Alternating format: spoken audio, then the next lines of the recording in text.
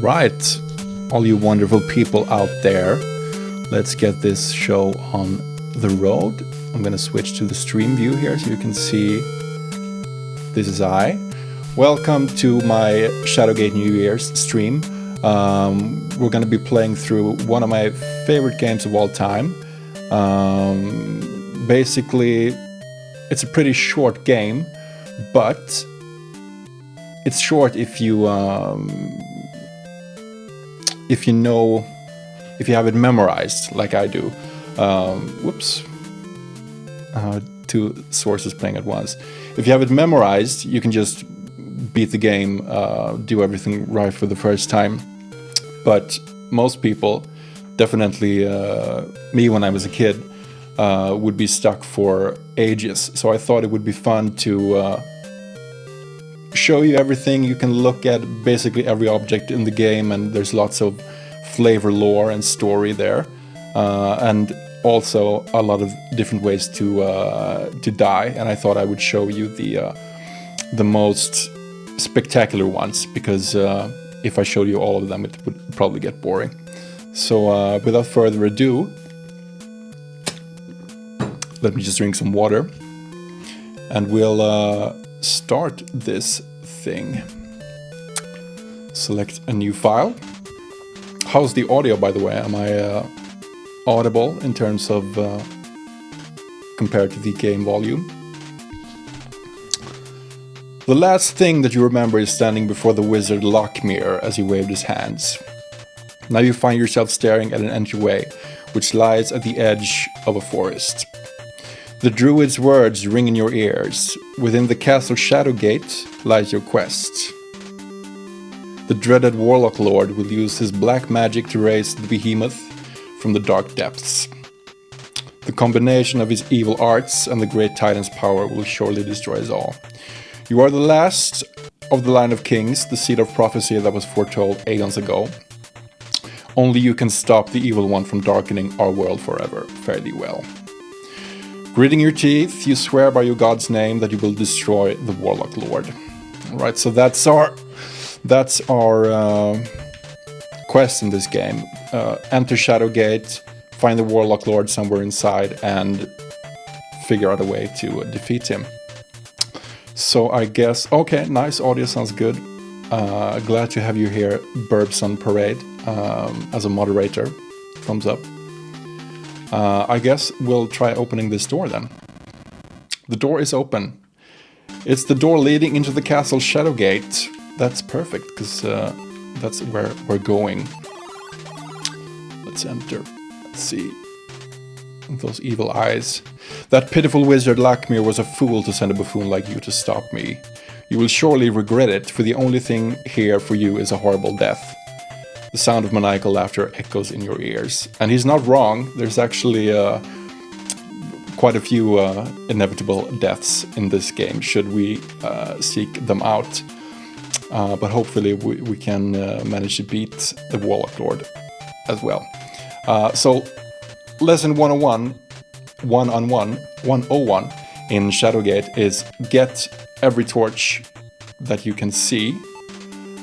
Because as you can see in the upper right corner, I have a lit torch, and this one's not lit right now, but they will deplete over time, and if they go out, the room goes dark and you stumble to your death and break your neck. So periodically we will have to light new torches to keep us going. But right now we seem to be good on torches, so I'll just keep going here. The door is locked. Okay, what about this one? The door is locked.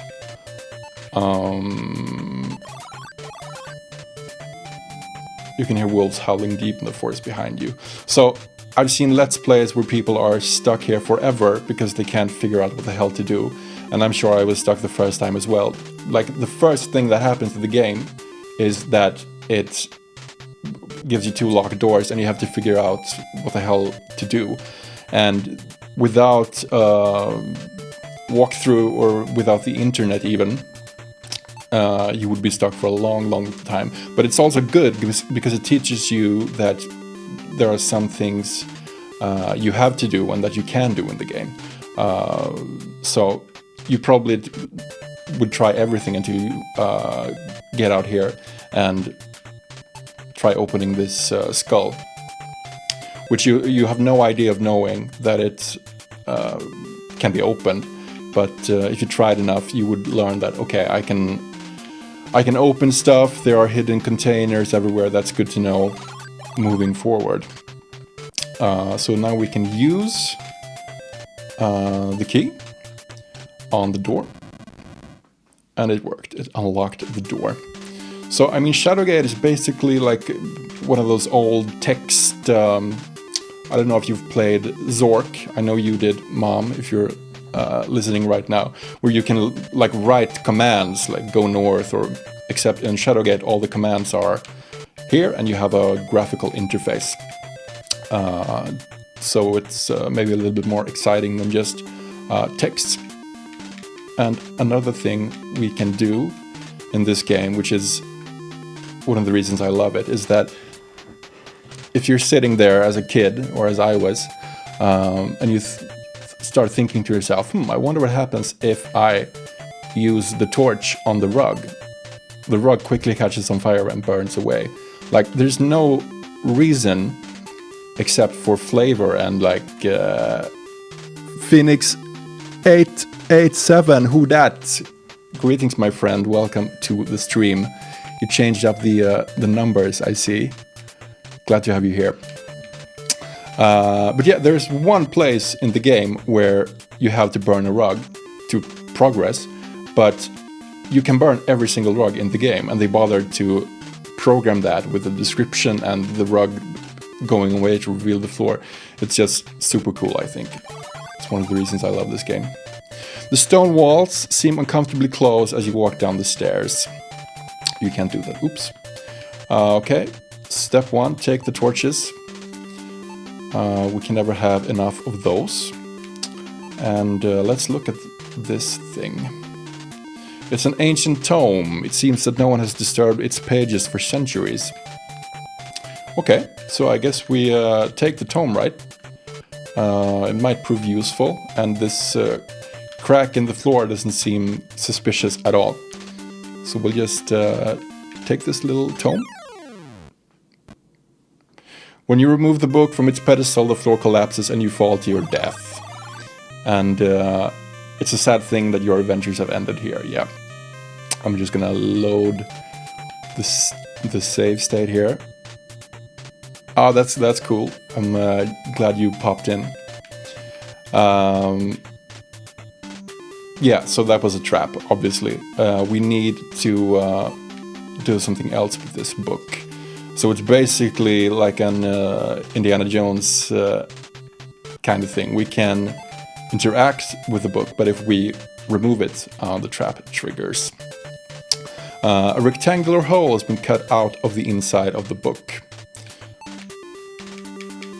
We can take the key. Key 2 is in hand.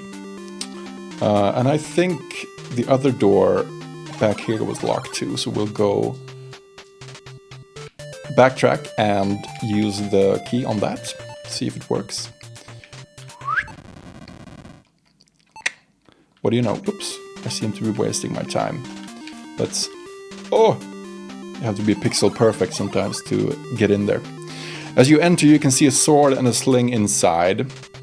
So this is like some kind of weapon storage room. Get the sword, get the sling. That's nice. Now we have some weapons.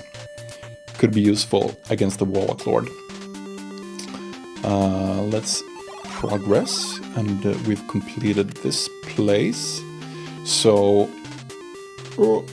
we can move to the right.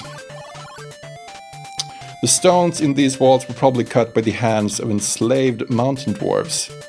That's like also a completely out of the blue lore thing, but it's still super cool that they bothered to add that.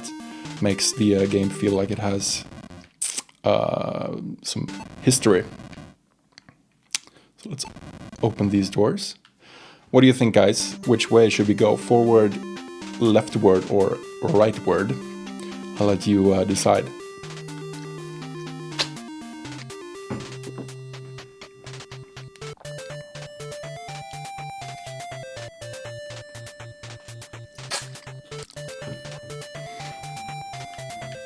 No takers.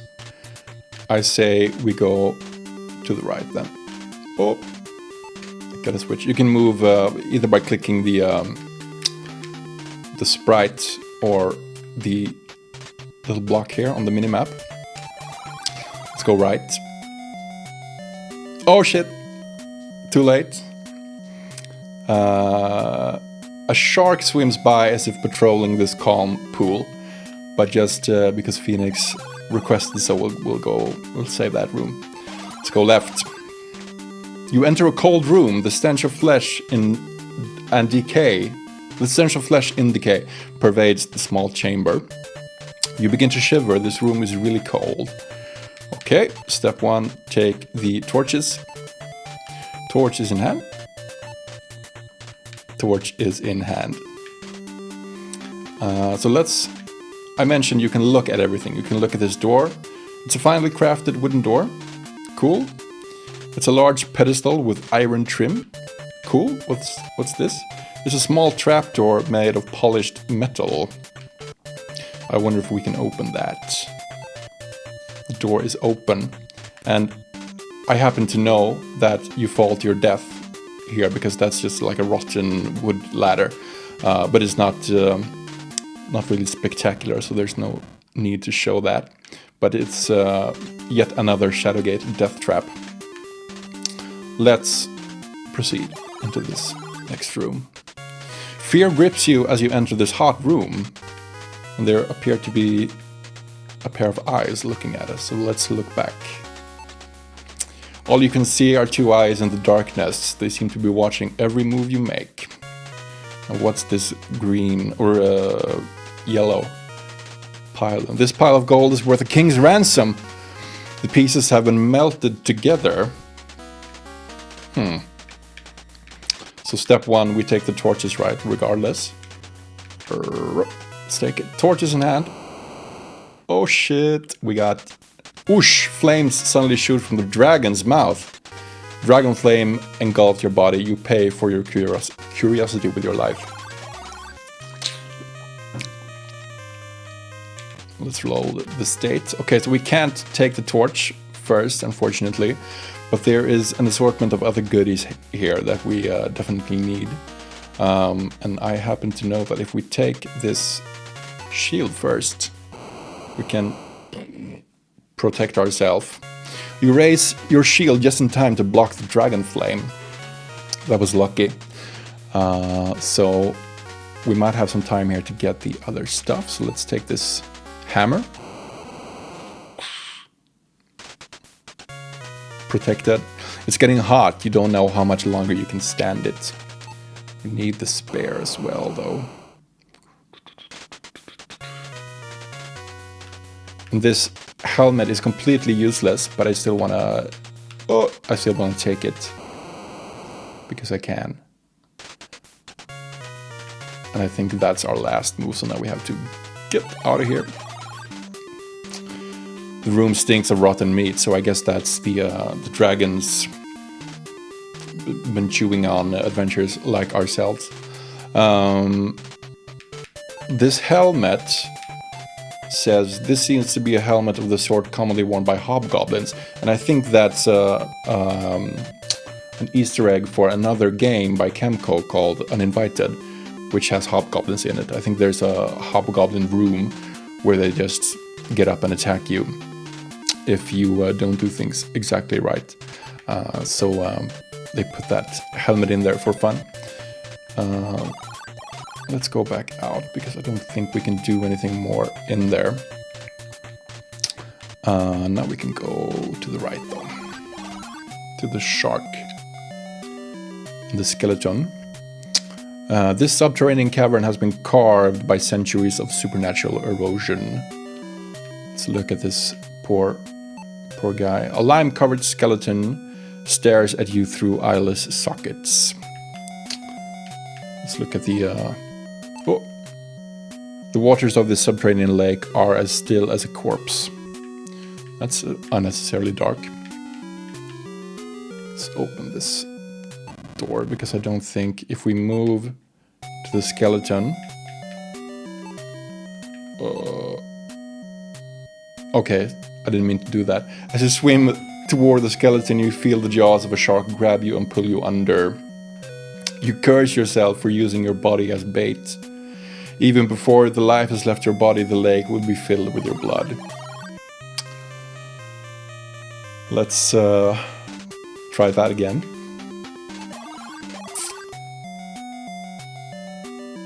We can't get the key, but we can at least go in there. The door. Water cascades over a subterranean cliff into a cool, clean stream. Okay, so this is another thing that Shadowgate does a lot, which is like red herring rooms. It looks like on this map here that we can move into this little stairwell under the rocks, but if we try to do so, it says the way is blocked by a landslide, and even with your might, you cannot clear yourself a path. And I remember as a kid, like trying for ages to figure out if there was a way to get in there, because I was so curious. But it's just there to mess with you and make you confused. So it seems like there are some stones here we can take. Let's take 2. And if you're very observant, you'll notice that there is a little gap here behind the waterfall. So let's go in there. The walls in this room are much too close for comfort. The damp walls of this eerie cavern are rough and irregular. So I think this stone looks weird. So let's use the hit command. You hit the rock as hard as you can. Pow. The loose rock falls down as if hinged to the wall. Alright, so we have a little bag here. The bag 1 is open. The bag contains 3 large jewels. Oh shit, that's the torch music. And I don't think it's time-based, like we could sit here for 5 hours and it wouldn't go out. I think it's action-based, like every time you take an action you deplete 1 step of the torch. What does card do? Card is like this weird thing, like for instance now, I've put so much items in my inventory that the list isn't enough. So the card function is like I can scroll through my inventory as if your inventory was on cards, which I guess maybe you would write down the stuff there, but it would probably be in a bag. But at least in terms of gameplay, we can scroll up there and then use a torch. I don't think they could have made any music that fit better with your torch just about to go out than the music that's in the game. Very stressful. So let's get back to this little bag. Oh, it is open. Okay, I have it on this card down here. So the things you open can also appear in their own card, as you see here, the bag 1. Let's look at these gems, because they seem exotic. It's a dark blue gemstone that is as big as the pommel of a sword. It's a fine red ruby. Its color reminds you of your adventures across the Sea of Blood. It's a white stone of unknown origin, a fine thing to gamble away in a good card game. So let's take these fangs. Blue gem is in hand. Red gem and white gem. They seem important. And like that's another thing. Your adventures in the Sea of Blood.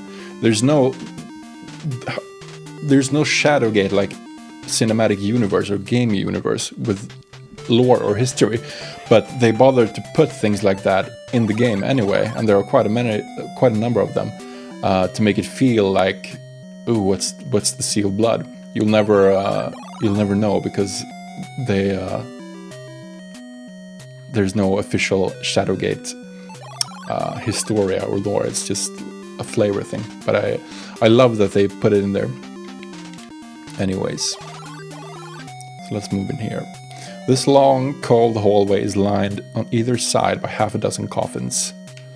It's dark. Let's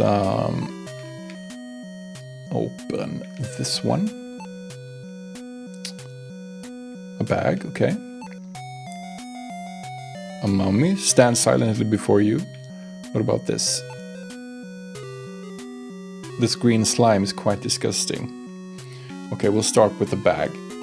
We can open it. Cop coin. Could prove useful. You never know when you need money. And let's look at this mummy. This carefully embalmed 6-footer stands straight and still.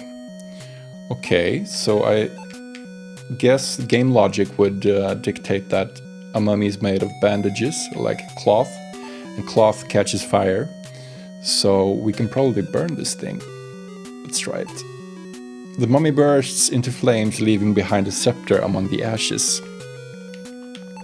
Let's look at this thing before we take it, if I can.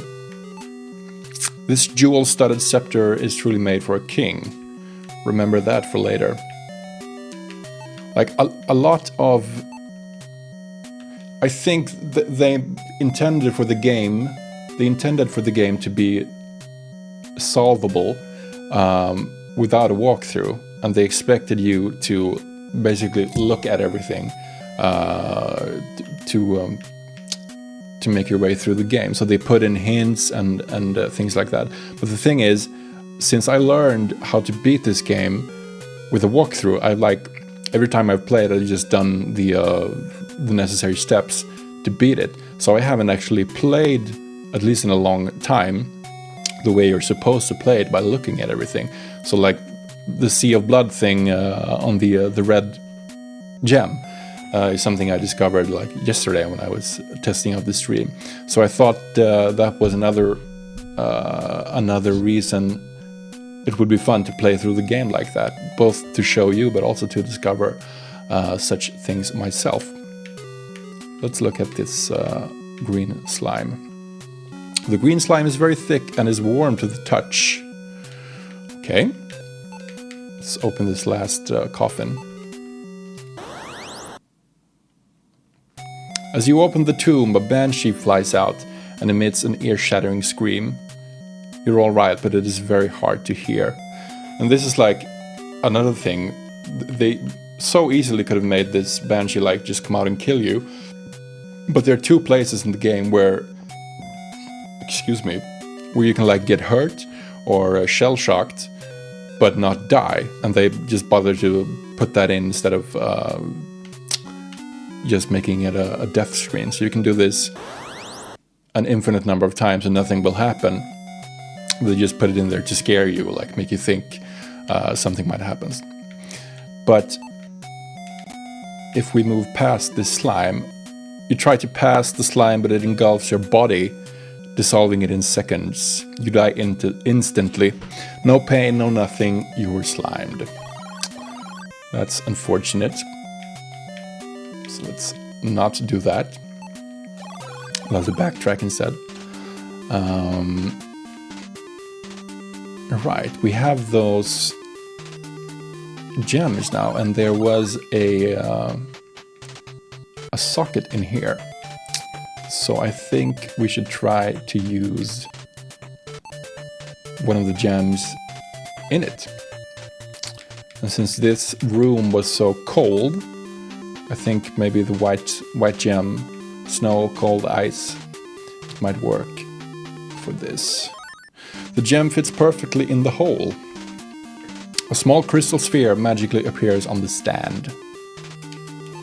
Right, let's take it. The sphere is in hand. We can look at it as well. This crystal sphere is as cold as ice. That's also a hint. And the skeleton key, literally the skeleton key, was the only obstacle here is water. So logic would dictate that something that's very cold might be able to do something with this water. And if you try that, you drop the sphere into the lake and notice the ripples disappear as the water turns into ice.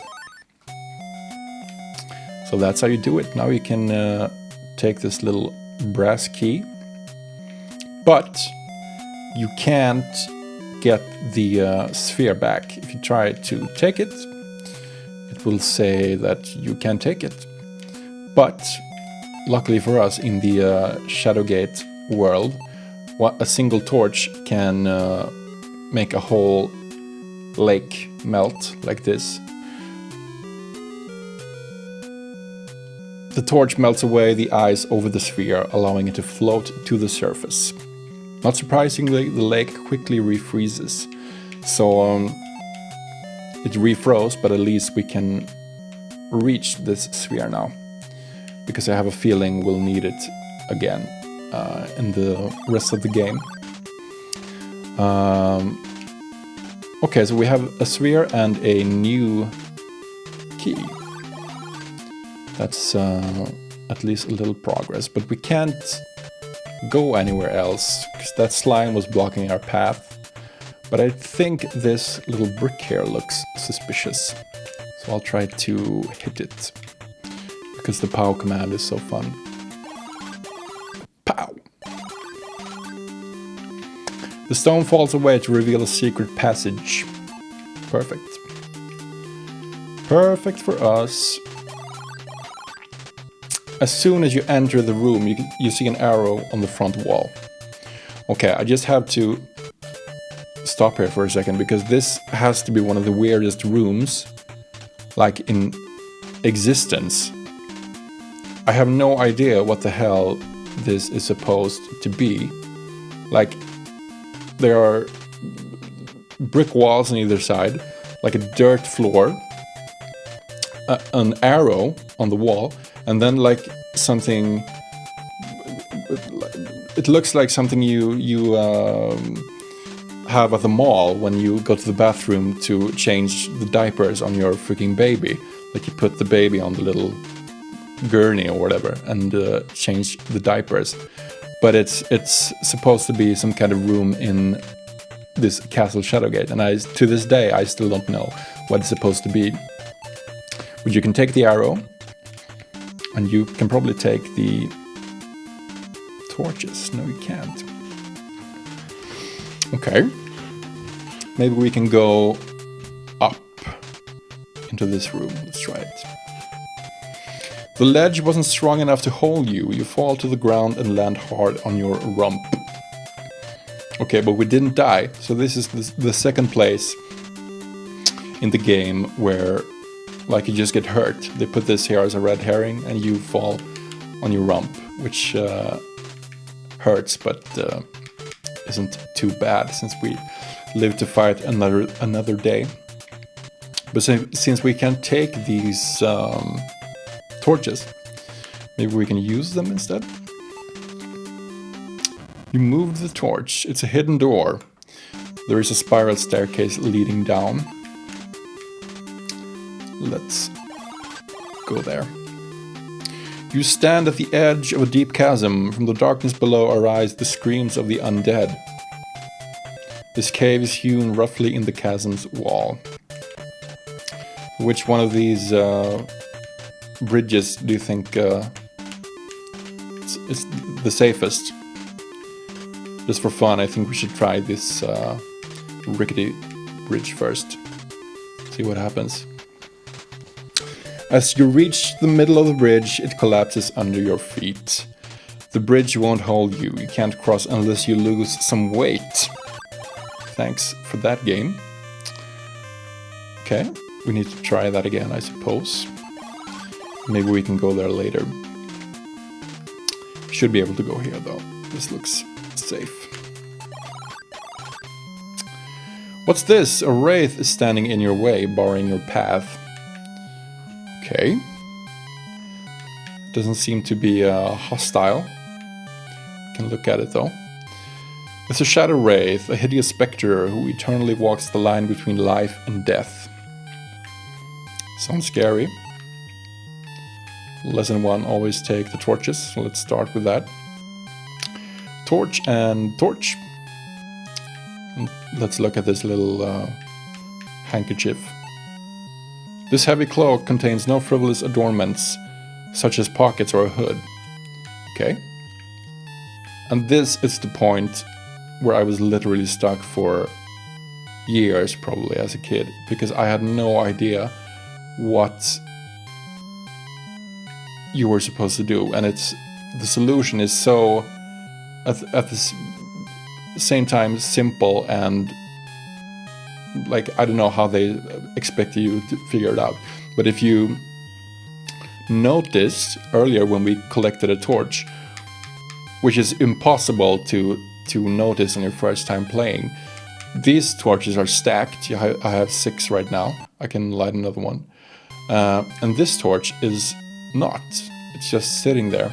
And if we look at it, there's something out of the ordinary about this torch, but you can't put a finger on it. And we can't use it to like get more light as these other ones. But if you use the torch to, if you light it with another torch, this happens. Okay, other way around. Use torch on torch. The torch burns with a strange white flame. With a shout, you throw the flaming torch at the wraith. With a blinding flash, the white flame engulfs the undead apparition.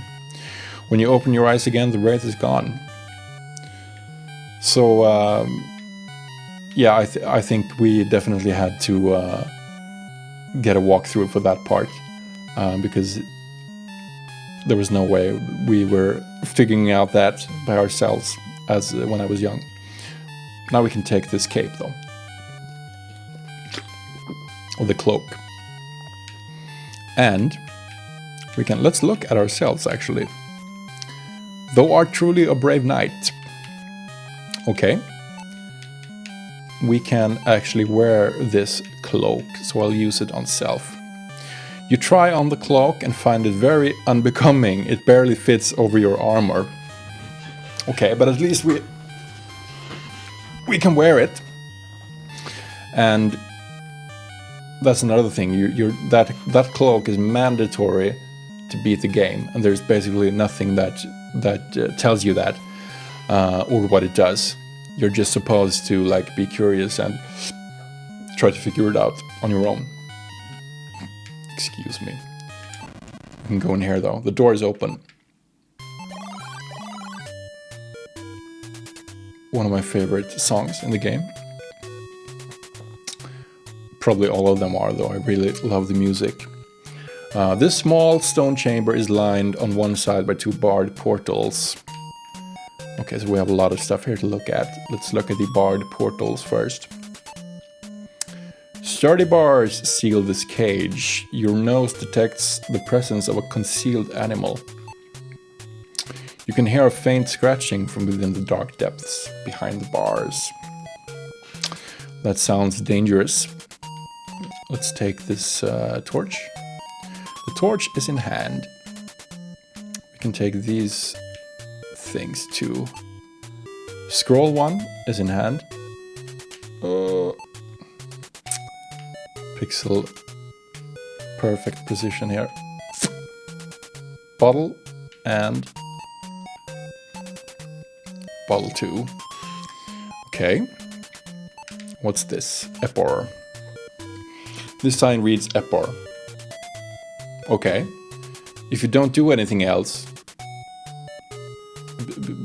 they expect you to look a second time. Epor, Epor, Epor. You got it. It seems to be some sort of magic word. You've learned 1 magic spell. So yet another super cryptic Shadowgate thing. I think this looks suspicious as well. I think we can look at it actually. Damp air is blowing out of the gap in the stone wall. Okay, maybe we can open that.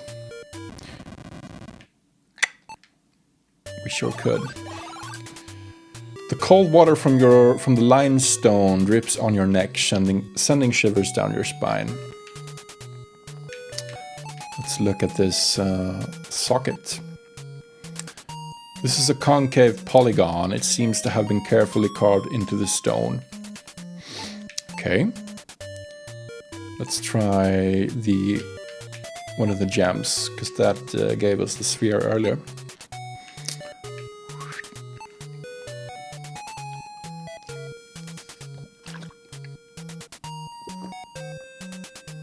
An old wizard.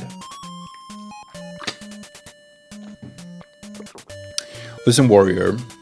The Warlock Lord can only be defeated by thy courage and the Staff of Ages. Remember, 5 to find, 3 for the staff, 1 to be the key, and 1 to be thy pathway. Have thy wits about thee, warrior, fare thee well. The wall slides back into place, hiding the image from your sight. A scroll appears. Let's take that scroll. Scroll 2. So that was seemed like an ancient prophecy of sorts, almost. And I think you read the scroll. The scroll reads, "As the shadow of the wind, thou shalt be Humana." You've learned 1 magic spell, and the scroll vanished. So let's read the other scroll, number 1. Your hands begin to sweat because of your extreme excitement. 5 to find, 3 are 1, 1 gives access, the bladed sun. The silver orb to banish below, the staff of ages to vanquish the foe. Joining 2, the golden blade, the last to invoke, the platinum horn. Alright, so that was the staff of ages mentioned again. Sounds very important to beat in the game. And for those of you who like to read things backwards, Epor is, of course, rope. There are many strange things in this world. When you said the magic spell, the rope moved. Having stretched up to the hole, the rope stops moving.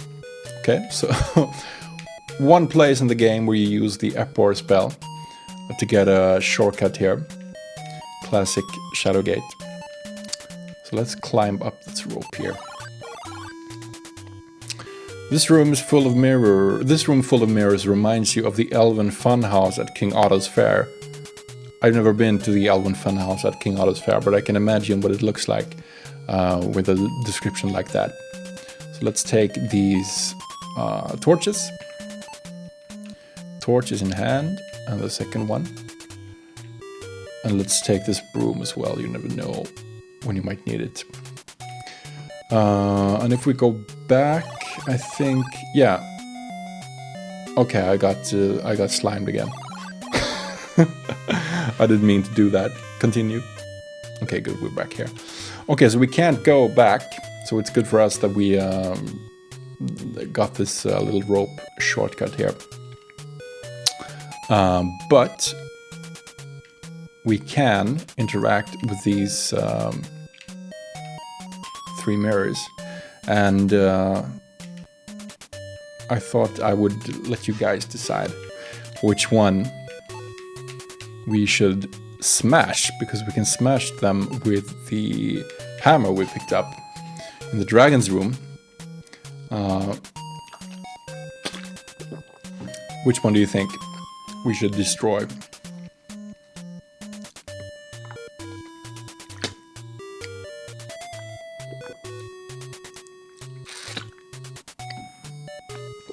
Go for the middle one. Let's do it. Bellowing like some Norse god, you smash the hammer into the mirror. You shatter the mirror, revealing an iron door. So, Burbson, you got the one-hit KO there.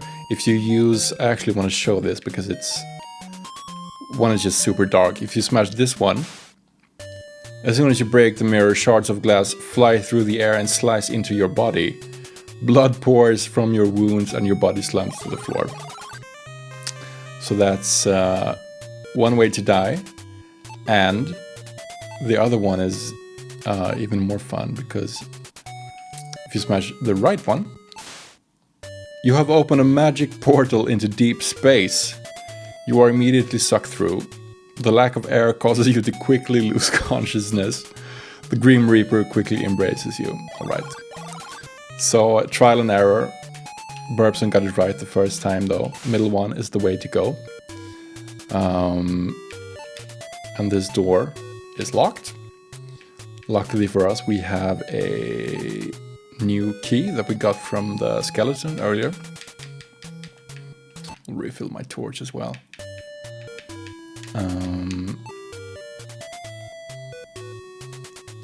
Let's see, the key 3, there it is. Key 3 on the door. Right, let's move into the next room. This room is incredibly hot. This must be what the lower levels of Gehenna are like. That doesn't sound good. And spoiler alert, the cloak that we picked up in the Wraith room is what's allowing us to stay in here. It's like a heat fire resist cloak. If we didn't have it, we would just get shoved out because we can't stand the heat. And here you can also do something which is like only flavor. If you open the door, suddenly you feel a gust of wind. A searing blast of heat knocks you across the room. And this is like a flaming horror appears at the end of the bridge. It's like a dragon or a fire spirit of some kind. And I think if you try to move there, let's see what happens. The fire drake screams triumphantly and gives you an eternal sunburn. It's a sad thing that our adventures have ended here. Let's go back. Okay. We were smart enough to rescue this the sphere from the ice. Sphere is very cold, fire very hot. Logic would dictate that maybe we can use it here. So let's drop the sphere. You hurl the sphere into the fire below you. The hell-spawned flames quickly vanish as soon as the sphere touches them. With nothing to feed itself on, the fire drake immediately follows suit. Alright. And I remember one time as a kid I came to this point and I thought, this looks like oil or something. Your view of the floor is totally obscured by a thick black oil. And I was like, I wonder what happens if I take the torch to the oil. And of course, the oil quickly catches and sets you on fire. There is no way to put the fire out once it starts. You will be burned to the bone. So it's a sad thing that our adventures have ended there as well. But it's cool that they programmed that, because of course the oil would catch on fire if you put a torch to it. But luckily we can load our save and continue here. A sharp cold wind whips up over the ledge of the deep dark chasm. Okay, move there. As you step on the bridge, a troll appears and says, This bridge is mine. It'll cost you a gold coin to cross. Okay, so this is literally a troll at the bridge. And we have no goats to knock him down. So what do you think we should do? Should we have copper coins. I guess they might be able to pay the bridge fee. But I'm not sure what the best choice would be. If you have any ideas. I think we got 3, right? One there. Yeah, 3 coins. I guess we'll give him the coins we had then.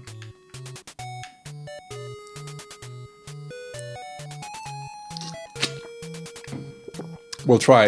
You can never go bad. We must have got those coins for a reason to be able to pay him, because the The troll says that the toll has just been raised to 2 gold coins. Jesus. Okay, we have 2 cop coins, so I guess we can try. The troll shouts, "Hey, what's this? It isn't gold. Are you trying to cheat me?" The troll then picks up the bridge, causing it to fall into the chasm. Well, the Grim Reaper stands below, waiting to catch you. That's actually a unique Grim Reaper line there. Okay, so we can't pay him off. But luckily, in the dragon room, we got the spear, so we can skewer this troll. The troll falls silently into the dark cavern. You listen, but you do not hear him crash. Okay, but at least we can pass now. The moon casts a brilliant shadow over the grounds of the courtyard. Awesome song, by the way. So this guy doesn't look all that friendly. The Cyclops stands before you, ready for battle. Okay. Let's try the sword. That's pretty much the only weapon we have. No, not dropped. Use sword on Cyclops. A battle cry dies in your throat as the Cyclops crushes your skull with his club. Alright. The only other weapon we have, because we just used our scepter, is the... Oh, what did it say? If you look at the stone. This stone would not be good for skipping, okay. But we can use the stone on our only other weapon, which is the slingshot, or the sling. You've put the small stone in the sling, and the sling can be used. Use sling on Cyclops. It's like a David and Goliath thing here going on. As soon as you start twirling the sling, a magical influence takes over your body. You cry out death to the Philistine and release the stone. Bullseye. So I don't know. I should probably have researched exactly what the Philistine are, but I think that's like a real life. I don't think that's exclusive to Shadowgate, so it's very peculiar that they put that in there. The English translators. The Philistine. I don't know why the hero would say that, but he did. So, this Cyclops is knocked out. You can almost see the stars revolving around the Cyclops' head. He is down, but not out. So now, we can, perhaps not so honorably, but we can end this poor creature's life. I think if you don't do this and come back later, he'll have recovered. You have to sling him again or something. We could actually try that, because I have two sling stones. Oh, nothing happened. Let's move back out. A sharp cold wind whips up over the ledge of the deep dark chasm. Okay, the troll says you must pay a toll of 1 gold coin, and he has our spear. So that's not good. And this is the only clue as to what you're supposed to do here is the description for the Humana spell, which was, as the shadow of the wind, thou shalt be Humana. The shadow of the wind, okay. And if you try it, in this particular screen, it won't work anywhere else. As soon as the magic is invoked, you lose sight of yourself. You're as invisible as the wind. And we can progress one screen. And our friend is back. He must be pretty pissed and probably has a headache. So I guess we shout death to the Philistine once more. Use stone on the sling. Use the sling on troll or the Cyclops. Death to the Philistine. Bullseye. So this time I think we should put him out for good. You drive the sword deep into the Cyclops. Blood pours out of the wound and onto the grass. So he won't be bothering us anymore. Well, let's look at this well. It's a finely crafted well made of stone and mortar. And the lever to rotate it can be looked at as well, I think. No, okay, but we can use it. Let's see what comes up. The crank turns rather easily at the end of the rope. There is a small bucket. And what do you do with buckets in the world? You open them, of course. Open the bucket. The bucket is open. I can't believe it. And in the bucket there was a gauntlet. Let's look at it. It's a gauntlet of silver plate. It bears the symbol of the Circle of 12. I think they released a modern Shadowgate game a few years ago, and the Circle of 12, I think they ran with that and made some lore about it, so that's pretty cool. And we can, of course, wear that gauntlet ourselves. Use gauntlet on self. You place the gauntlet on your hand. It feels like it was made just for you. Perfect. So right now we're a knight in armor with a bright green cloak that's too tight and a silver gauntlet on our hand, just to get our fashion status, what we look like right now.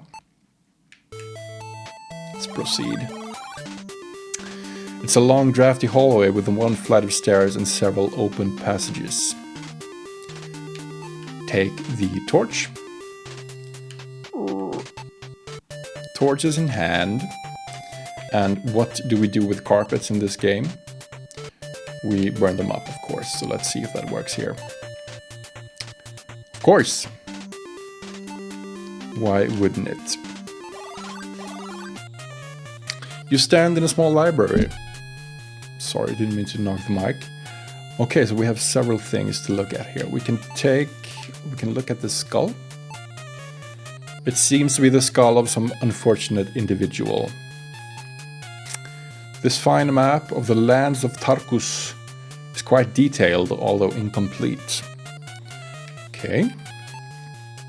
This book looks quite old. The words "The Prophecy" is written upon it.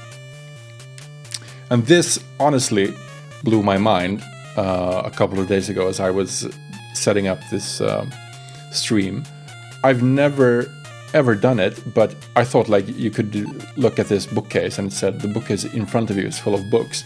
But by sheer happenstance, I happened to click on the actual books in the bookshelf and was very surprised to find out that like this is a complete 12-volume set of the Encyclopedia Druidica.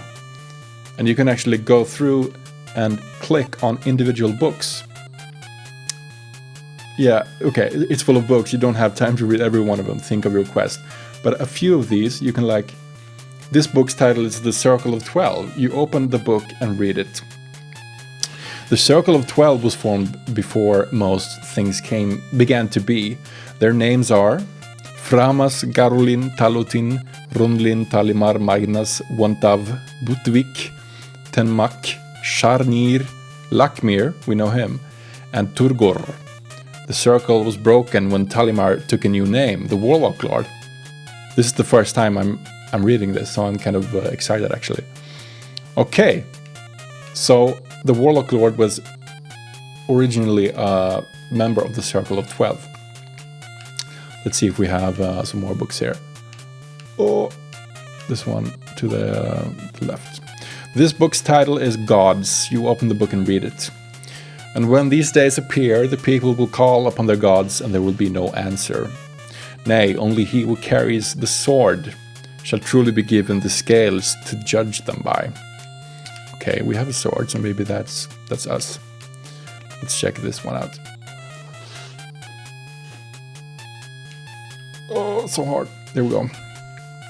This book's title is The History of the War. You open the book and read it. And when the Warlock Lord had finally gained power, he went up against the great kings. The Evil One would have succeeded if it were not for the Circle of 12. If he ever returns to power, Tarkus will not live to see the rising sun. Well, not if we can change that. So Lakmir was the one who gave us the mission, and I think Lakmir is the projection of the wizard we saw, who gave us the prophecy, and he is part of the Circle of 12, old friend of the Warlock Lord before he became evil. So let's see if we can read this book as well. The words are like none you have ever seen, right? Next one.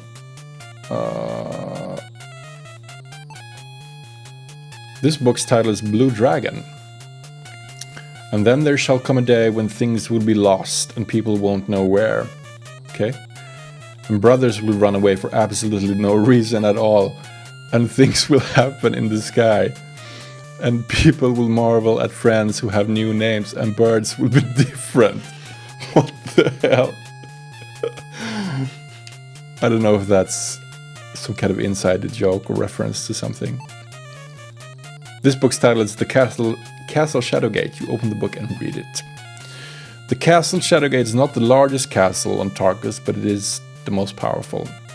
The castle is surrounded by the impenetrable mountain known as Gatekeeper. Only members of the now lost Circle of 12 can enter it. It is said that the walls of Shadowgate themselves are quite alive. Last one here. Westland. You open the book and read it. Areas not mentioned in this book are still not known to neither man nor elf. The chief borders are the Torlin Forest to the south, the Westland Sea to the west, Swamplands to the north, and the Darkened Range to the east. Alright, let's see if we can read this. Yeah, so only the left side appears readable. But, oh shit, torch time.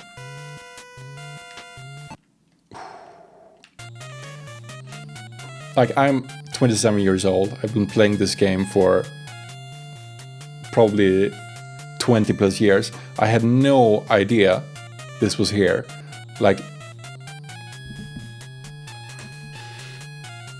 yeah, it's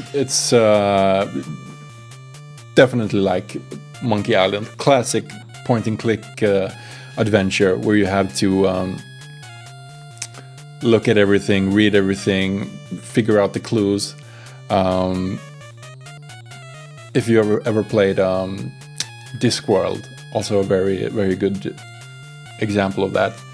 And yeah, they do love, it's like they know people will be looking at everything, trying to figure out how to beat the friggin' game. So they put in like a few Easter eggs or fun things that can be found by those who go looking for them. But I think my cousin had Monkey Island, and I think like I watched him play a little bit, but I've never like played them through entirely on my own, but definitely will someday. I have that to look forward to. Have you? How many games are there in that series? I don't think I know that. And it was it LucasArts? Because LucasArts did Grim Fandango, I know, which is also a similar game. But I can't remember if they did Monkey Island as well. We can take these things in the meantime. take the map. The map is in hand. We can open this drawer. Okay, cool. I think there were originally 4 for PC. I think LucasArts did at least the first 2, maybe all 4. Nice. Have you played them all? Or are there certain games that are like the main ones to play? We got some glasses. And if we open this book, you can't read the strange writing in the book. Okay, luckily we can look at these glasses and see what they do. These glasses are worn. They've probably been used for a long time. Alright, so we can use the glasses on... Okay, it's in the desk. Okay. The desk, we're on the desk card here. So let's take the scroll. And the scroll. And the key. And the glasses. So we can put them on.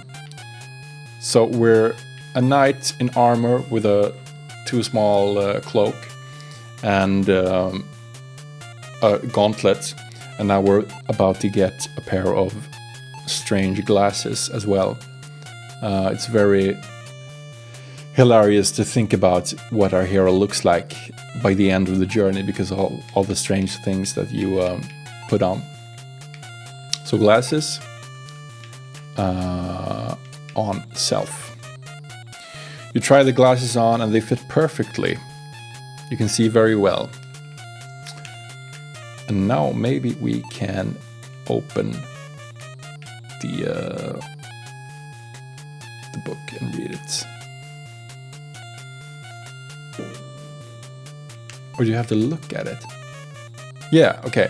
Well, with these glasses you can understand and read what you could not before. I wish my glasses could do that. The light grows faint, the path winds around.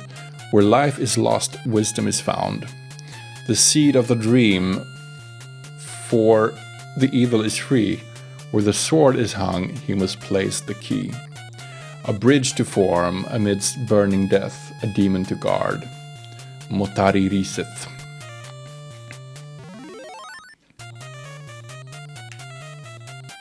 And the book vanishes. Alright. Okay, so the Tales of Monkey Island, is that like a separate game series, or very bad knowledge of the Monkey Island series, unfortunately. Let's see, we have 1 gem left and we have 1 socket left, so let's try using the gem on the socket. Oh yeah. I do think I've seen, because they must be rather new, right? If it was developed by Telltale. Nice, dude. Secret of Monkey Island. I should definitely give that a try, it seems. I've heard lots of people say that it's amazing. I remember you get turned into a kid, right, at some point. I remember my cousin showed me that, like you get shrunk down. This room is dominated by a large fireplace set in a red brick wall. Alright. Cool. So we have several things to interact with here. We have a pewter goblet, which glows with a lustrous shine. We have a bellows. This wooden bellows has stoked many a floundering fire. It's a black iron poker.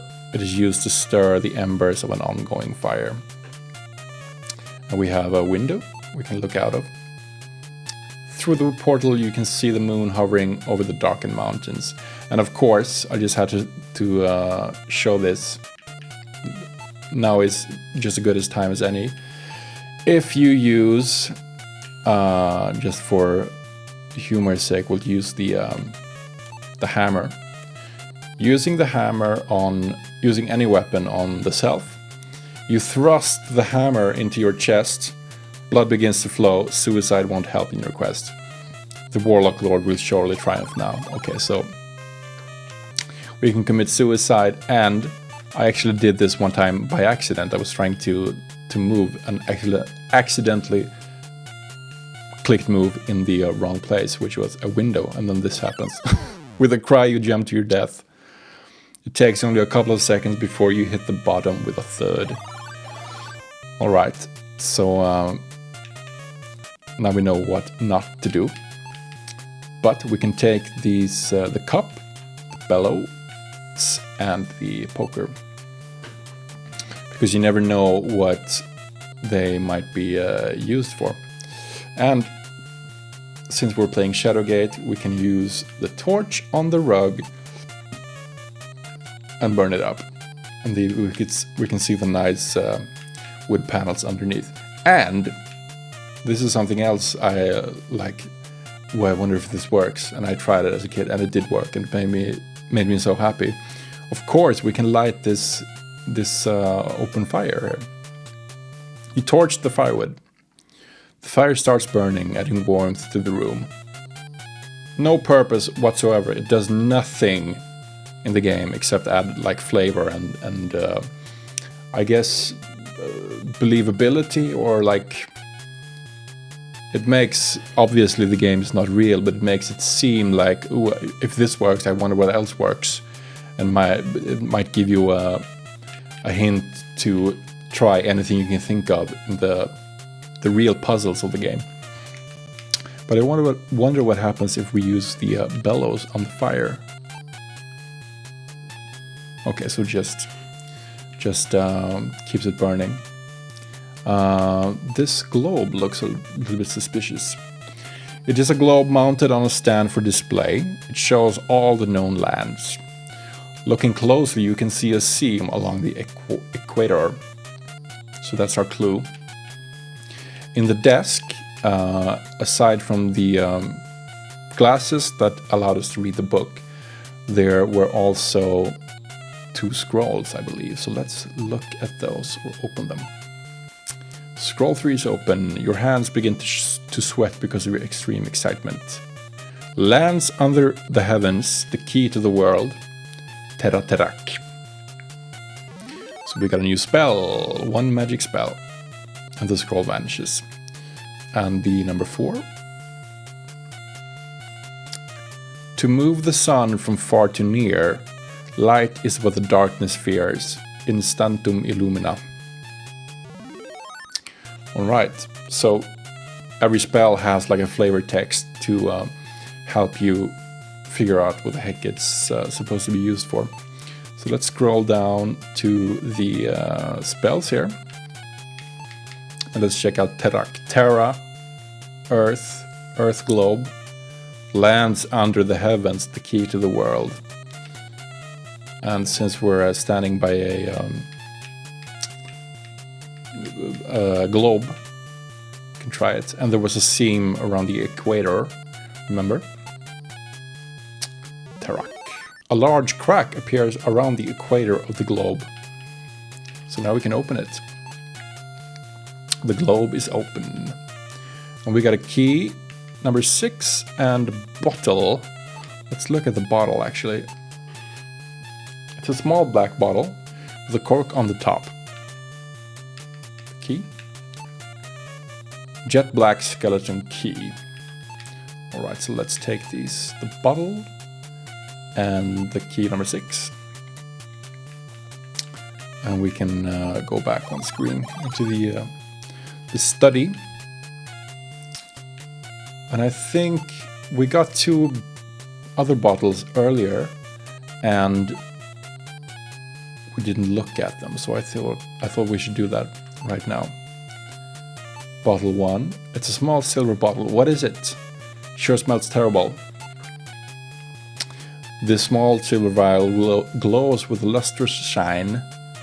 You notice that the bottle is impossibly light. Okay, so that also gives us clues as to what they're used for.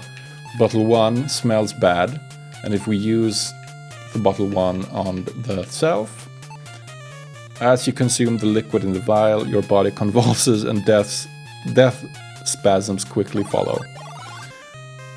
Hello again, Mr. Reaper. So maybe not drink that. But I'm not actually, honestly, not sure what what's it, bottle 5? 1, 2, bottle 5. I'm not sure what this does. I can't remember. Let's try it. You drink the liquid in the bottle. It's as sweet as sugar. Okay. Does nothing. Pure flavor. Or possibly adding some confusion to the game. Here's the rugless room. Just cold stone floor thanks to our doing. So let's go into the other room here. It smells like a kennel in here, and there are no windows through which to circulate fresh air. Okay, so this seems like a lab or something. I can look at this green thing. There's a strange poisonous looking liquid in the pot. It really stinks. Right? We have like cobbled floor and a little steel mesh cage that rattles constantly. A simple latch secures it. What do you think, guys? Should we unleash the beast? Open the cage?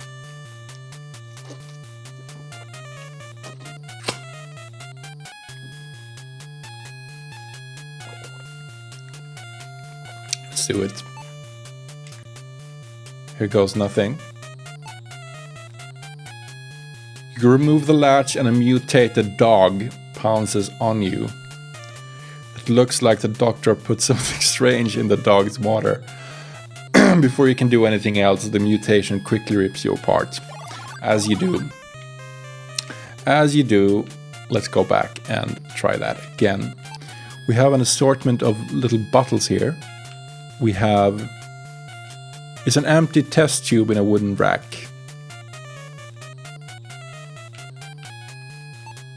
This small silver vial glows with a luster shine. Well, I would have been wrong. You would have opened the cage, Burbson.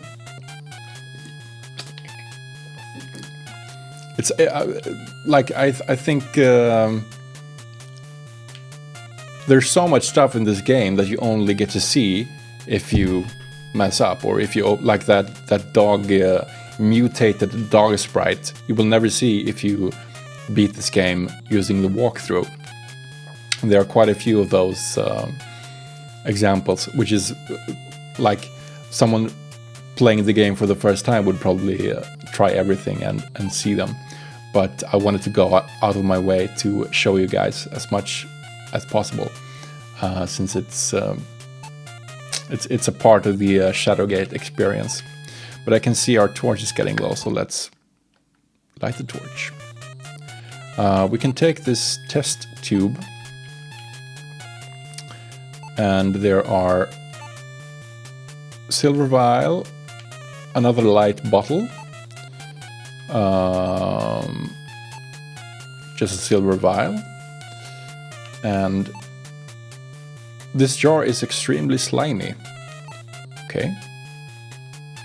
Okay, so we have 3 super light bottles. This one, bottle 2, and help me, bottle 3, and bottle 4, and a horseshoe. Horseshoe. I have a special place in my heart for item names and spell names in games that are too long to fit. So like the horseshoe or the cup coins from earlier. I love that sheet. But we can... I'm actually curious to find out what the... Okay, so we have a slimy bottle. Let's drink that. See what it does. Because I can't honestly remember. Glug, you swallow the viscous liquid. It's like drinking tar. Okay, it does nothing, just flavor. And bottle 2, we have 2 bottle 2s. Okay, so those are the light bottles. And that's just a silver vial. So let's drink that. Use it on self. Okay, so it was also a slime bottle. And we're basically done in this room, except you have to be super observant and notice that there's a little handle on this cobblestone, which we can open. It won't open, okay, so we can use it. The stone rises slowly out of the floor. A shining vial is inside. And that vial is mandatory to beat the game. So if you miss this, you will be stuck forever. If I can only pick it up. The glass vial is filled with clear liquid. The sign of the cross is on it. Alright, and if we take it, it will register as the water. I think in the Swedish translation, which is what I played originally, I don't think it's only called water. If we would translate the Swedish back into English, it would say holy water, which is what this actually is, as you can tell with the cross on it. But I think they made that a little bit more clear in the Swedish version. You stand in a small garden. The only sound is of falling water in the night. Let's look at this fountain. This exquisite marble fountain is shaped into the image of a sea serpent. From its mouth spews an acidic liquid. Alright, so if we hadn't equipped the gauntlet earlier, taking the flute, which is what that is at the top, would make us dissolve into goo, basically, because of the acid. But since we have the gauntlet, we can take the flute. By using the silver gauntlet, you remove the flute easily. The sound of the water splashing is music to your ears, which is another hint, I guess. In some regard, they were nice, because with certain items, you use them in the room that you get them, and that is the case with this flute. So you think, okay, I got the flute, music, maybe I'll look at this tree, I don't know what it says then. The bark on this tree shows no hint of disease, and its leaves are an awesome gold color. I've never seen that text in my entire life because I never looked at the tree, but now you get to experience it for the first time along with me. Okay, so music, flute, you use the flute and this happens. The sound of the flute is very pretty indeed. It seems like you wake from a dream only to find a hole in the tree. Is it real? The flute's music is like magic. And in the hole there was a hobbit. Oh, I'm just kidding. The ring is in hand. We can look at it to see. It's a ring set with a large black sapphire. Can we wear it? Use the ring on self. Nothing happened. Okay, so we need that for something else. But yeah, some things are like, you get it at one of the first rooms in the game and you use it at one of the last. But they were nice in a few cases, like, okay, you get the flute, just play the flute and you get the ring.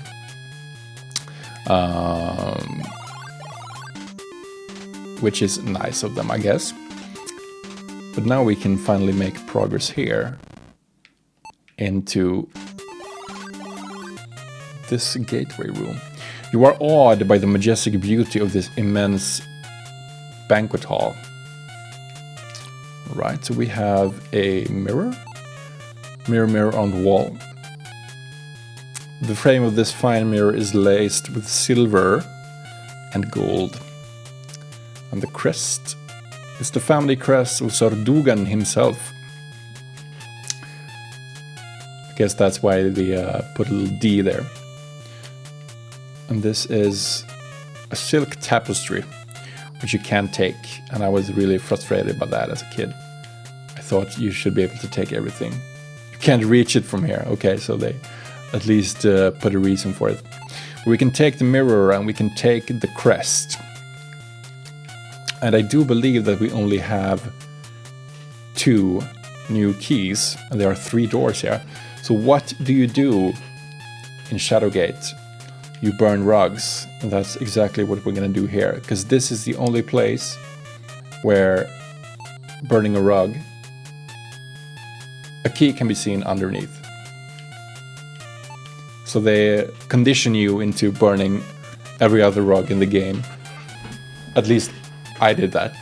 And then they probably hoped that you would try it in this room to see if you could progress by finding this key. So the key 4 is in hand, and now we can use it to unlock one of these doors. And I still have problems remembering which key goes to which door, so we'll just try it. 4 on this, maybe? Nope. What about this one? Yes. So that's key number 4. Key number 6. I was lucky there. And key number 5. We'll use it on the one up there. So now we have 3 paths available. Burbs on Parade, I'll let you select our next destination.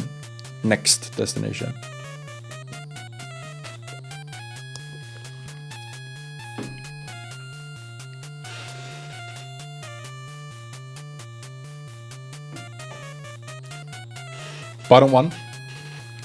Let's do it.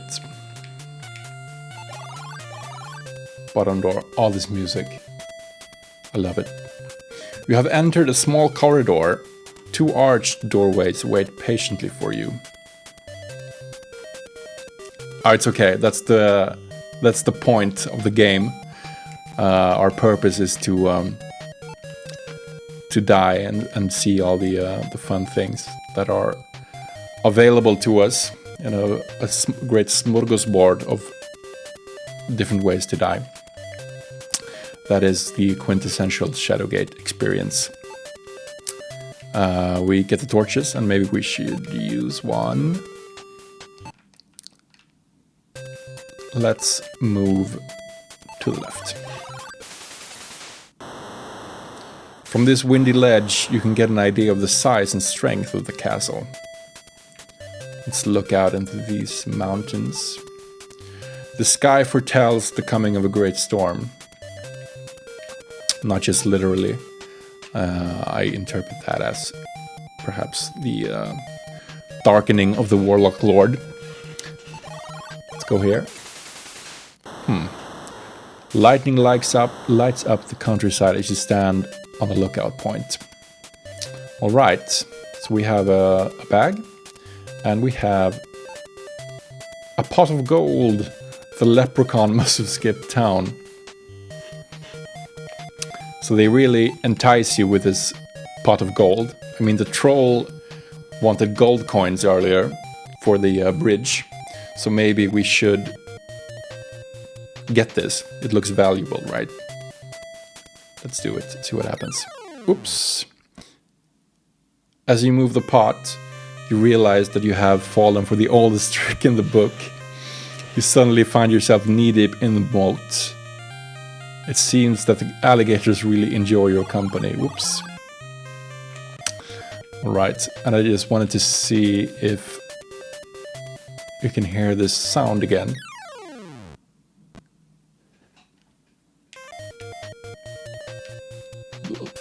I love that they bothered to make like a falling sound and then a sound of you hitting the floor. If you listen carefully, you can hear it.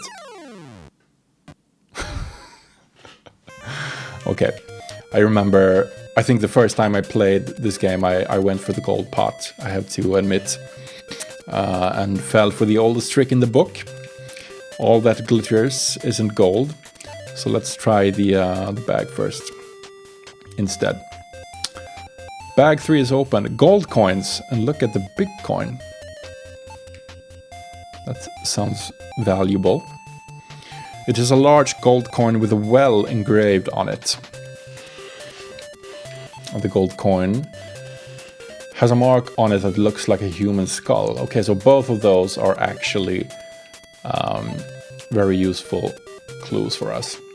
The well and the skull. So let's take the coins. And let's move back. We'll have to leave the pot of gold for now.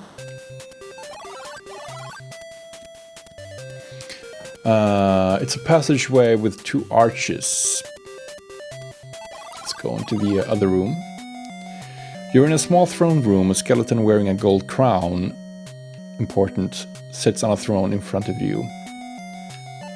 And the description reads, although he looks dead enough, this royal skeleton sends shivers down your spine. There seems to be something in his hand. Let's look at his hand then. Oh. Okay, maybe they meant the... okay. If you can recall, this is one of those nasty puzzles. Way back in the game, we burned a mummy, and the description of the scepter that was left there said, this scepter looks like fit for a king. Well, you're supposed to figure out that the king that it is fit for is this skeleton. So if I can just find it there. Scepter. We use the scepter on the hand, which opens a socket in the wall. The seal on the pillar lowers. You can now see a ring-shaped hole. It's lucky that we can see that it is ring-shaped. Otherwise we might be a little bit confused here. Since we couldn't equip the ring, I suppose we'll have to let's see, ring. Have to put it in the socket. The ring fits perfectly. The throne magically rises, revealing a secret passageway. Right. This hallway is made of large granite slabs. There are plenty of torches for us to take. Torch. Torch. Let's get them all. Oh, there we go. Let's look at our surroundings here. Okay, we can't. It's a doorway. Can't look at the floor or the. It is very dark. I haven't actually looked at that. I think we should try to go in here. Let's see what happens. Oh shit. Without thinking, you jump through the opening and immediately hear a loud click. Suddenly the granite slab above you gives way and crushes you beneath it. It breaks every bone in your body. Like, they really went to town with these death descriptions. Like the lake will be filled with your blood. You dissolve in seconds to the slime. It breaks every bone in your body. They had some fun, I think, with that. Let's not do that and proceed instead. On the opposite wall are a pair of stone beasts guarding a dark archway. Let's look at them. This stone statue is some 3.5 feet tall and ugly as all heck. It is very cold to the touch. So this, my friends, I'm not 100% sure, but I do think that these are the gargoyles on the game cover, because these are indeed gargoyles. And what a gargoyle is, as you can see in the concept art, is something that's made out of stone, apparently, but can come to life at a moment's notice. And that is exactly what these two things do if we try to go into the door. The bees begin to shudder and their eyes begin to glow red. The gargoyles, angered at your presence, spring from their frozen state and rip you to pieces. There is not enough left of you to even feed to the birds. Okay, thanks. Alright, so we can't go in there, but there's a door right here.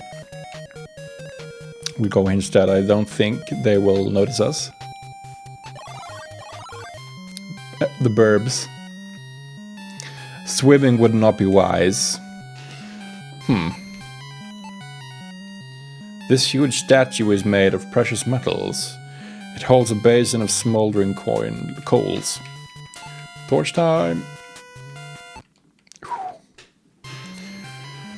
Alright, and the only clue we get about this room, I think, is from the Motari spell description, which reads, the light grows faint, the path winds round, where life is lost, wisdom is found. The seed of the dream, for the evil is free. With the sword is hung, he must place the key. That's actually for something else. But a bridge to form amidst burning death, a demon to guard. Motari riseth. So burning flames and demon sounds about right for where we are, so let's try that spell. The statue lowers and a large platform rises out of the lava. You have a way across. Nice of them to build a little bridge for us. So let's go into this tiny door. Stalagmites surround this room like the cavernous jaws of a huge beast. Right, and what is this chain thing? A strong looking metal cylinder and some handles, 3 handles side by side. And there's a passageway here into this hole. Let's look at it. It looks like a large, very deep pit. What happens if we go into it? You woke the sleeping guard from his beauty sleep. He decides to eat you for breakfast. Like, I know he just ate me for breakfast, but I would legit want to have that as a pet. Or like a plushie or something, because he looks so cute and cuddly. Maybe in a small version. Okay, so we can't do anything in there. We're gonna have to backtrack, I believe. Excuse me. A dark and gloomy cavern. That's also a hint for later. But we have to go back into the banquet hall. Whoops. Voice crack. Let's go up here. To the left. Although the evening air is cool, the small circular room radiates a fervent heat. Let's look to the stars. You can see the moon hovering over the darkened mountains. This horn is forged of flawless platinum. Its beauty is unbelievable. Alright, let's take the horn. Because that was in the prophecy. Last to invoke the platinum horn. This is a platinum horn, so I think we need it. A large fireball suddenly appears in the room and causes you to shield your eyes. When you open them, you notice that the fire has changed into something far more menacing. I remember as a kid being like super stressed by these encounter screens because I was used to playing real-time like action games or strategy games like Warcraft and Diablo. And I was like, I have to do something super quick or this hellhound's gonna eat me. I wasn't thinking in like terms of turns or that this is a turn-based game and the hound will only do something if if you move here or if you move on the dog or like try to take the horn, then a turn triggers, which makes the dog kill you, like this. The demon dog snarls and pounces on you. Its teeth sink deep into your flesh. But I remember being like super stressed. Oh, I have to do something, and my mom was like, "Relax, it's turn-based. Take your time." And what you need to do: hellhound, fire, hot. What do we have to combat this? Well, we do have some holy water. And that holy water can be used on the dog. The holy water has sent the hellhound back to the place where it was spawned. The flame died out. The room is quiet, as though nothing had happened. Awesome. So now we can we got rid of the hellhound. And that's also like if you didn't find that little handle in the laboratory, you would be stuck here forever, unless you had a walkthrough. So it's a long, arduous journey of trial and error and trying everything you can think of to beat this game. Let's go up here. As you stand on the turret, an airy blue dragon appears in the clear, starry sky. And this thing looks valuable, so let's look at it. This rather heavy talisman is made of gold and is extremely sharp along its edges. It shines with an incredible brilliance. Can we take it? Let's look at the dragon first, though. It's a wyvern. This beastie is a distant cousin of the dragon, but it's smaller and fiercer. Okay, let's take it. With the speed of lightning, the wyvern wraps its tail around your neck. Jesus. You die screaming silently. As you do, we'll have to come back later because I don't think we can deal with that wyvern right now. Oh shit. Torch time. Actually, I should probably show what happens if you don't light a torch. So we can go backwards and forwards a little bit here. Let's see if we can make it go dark.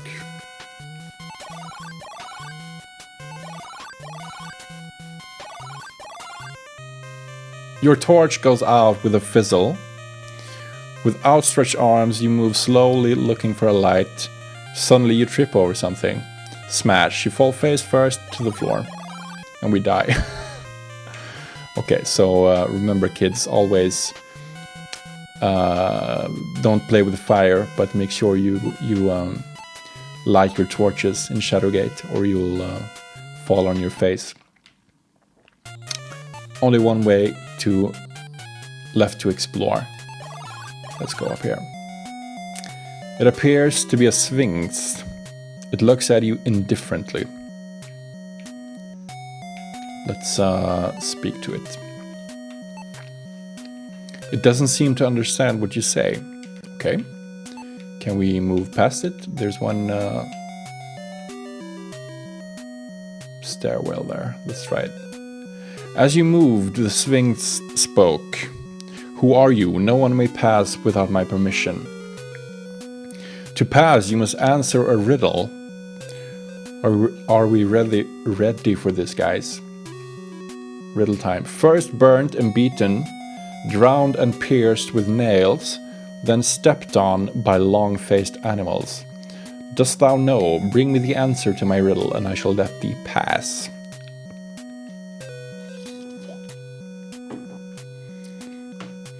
Burnt and beaten. Any ideas?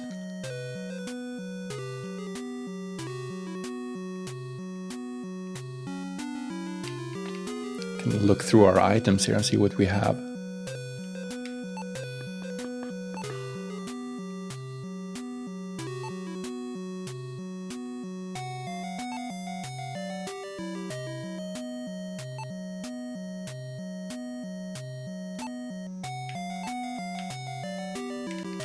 Let's see if we can move again, or if he, yeah, okay. We can hear the riddle again. First burned and beaten, drowned and pierced with nails, then stepped on by long-faced animals. Only thing I can think of is a carpet. I've brainwashed you with carpets, Burbson, by burning them all. But we don't have a carpet in our inventory. But I'm thinking long-faced animals sounds like a horse to me. And we do have a horseshoe. So let's present this horseshoe to the Sphinx. You have correctly answered my riddle, warrior. Thou may now pass. So if you wondered why we picked up the broom, the bellows, the pewter goblet, the horseshoe, the mirror, the crest, I think, did I say poker? Basically all the useless items in the game are answers to one of this guy's riddles. So it's completely random depending on like when you start the game, it generates a random riddle for you. And if you haven't picked up that particular item, you won't be able to answer. So I guess they figured that you would hear the if you didn't pick up the item going here, you would hear the riddle and be like, long-faced animals, what have I seen that could... Hell yeah, Ricky Fingers 187, Shadowgate in my heart forever. You would be like, what have I seen that might fit this? I think the map riddle is like that makes two of us.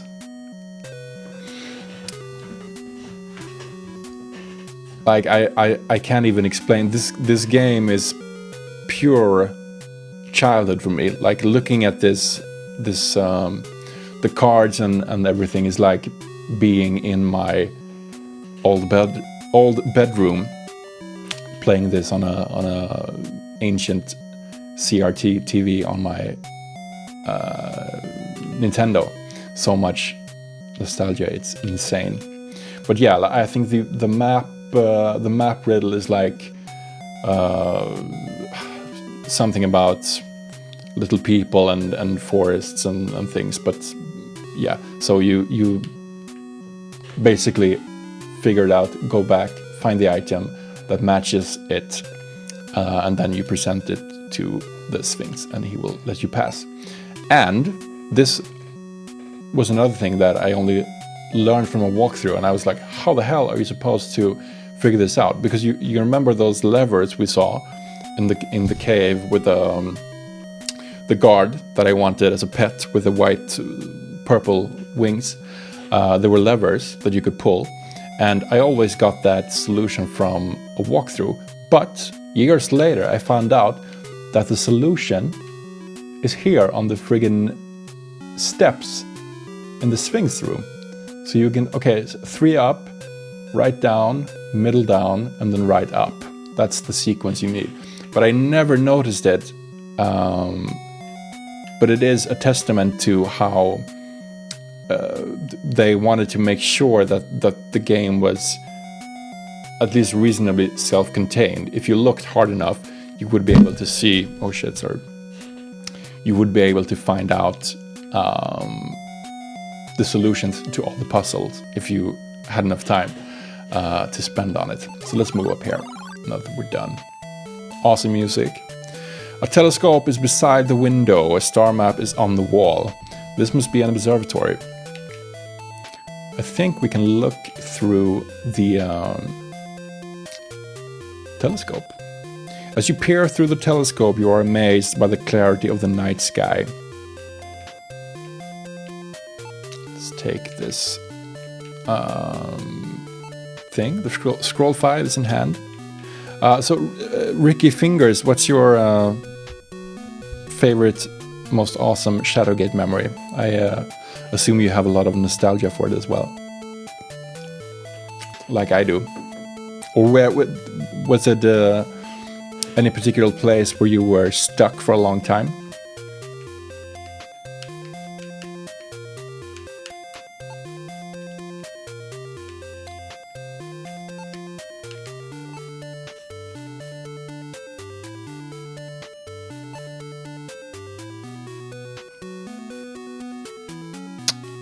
Finally getting across the floating bridge. You mean with the troll? Or the oh no, okay, the sturdy one and the rickety one, the snake bridge. Yeah, we'll be going there in just a second. Yeah, I remember sitting there for hours trying to figure out what the heck to do. So we took the star from the map because obviously on a star map of the galaxy, if there's a star there, you can take it and use it as a weapon, which we'll be doing in a very short while. That's just Shadowgate logic. The rod is in hand. That's what she said. Let's go up here. You are so captivated by the woman's beauty that you momentarily forget her predicament. Yes, in the moonlight she's even more beautiful. Alright, we can look at her again. This fine lass lies upon the floor, chained to the wall. She is extremely beautiful. And what is this green toilet paper thing with thorns on it? It's some sort of spike that is made of precious metals. Ouch. The tips are as sharp as needles. Alright, classic dungeoneering, the damsel in distress, right? I guess we can undo her chains after we get this thing. So let's see what happens. Or do you think, should we help her, or should we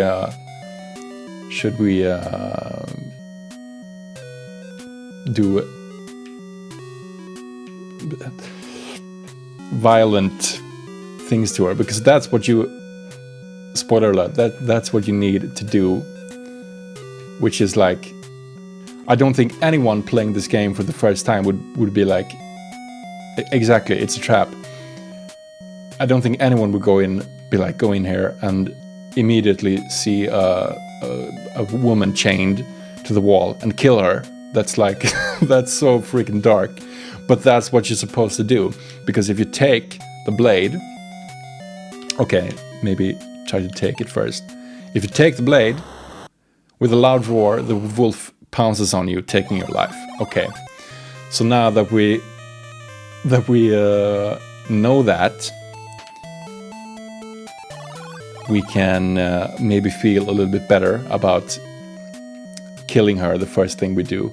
Because if you remember in that weird, the baby changing diaper room, we got the arrow. And the arrow, silver arrow, is what you need to kill this wolf, which I guess is a werewolf, silver. So that makes sense. But like even to this day, now I wanted to show you what happens when you try to take the blade and she transforms.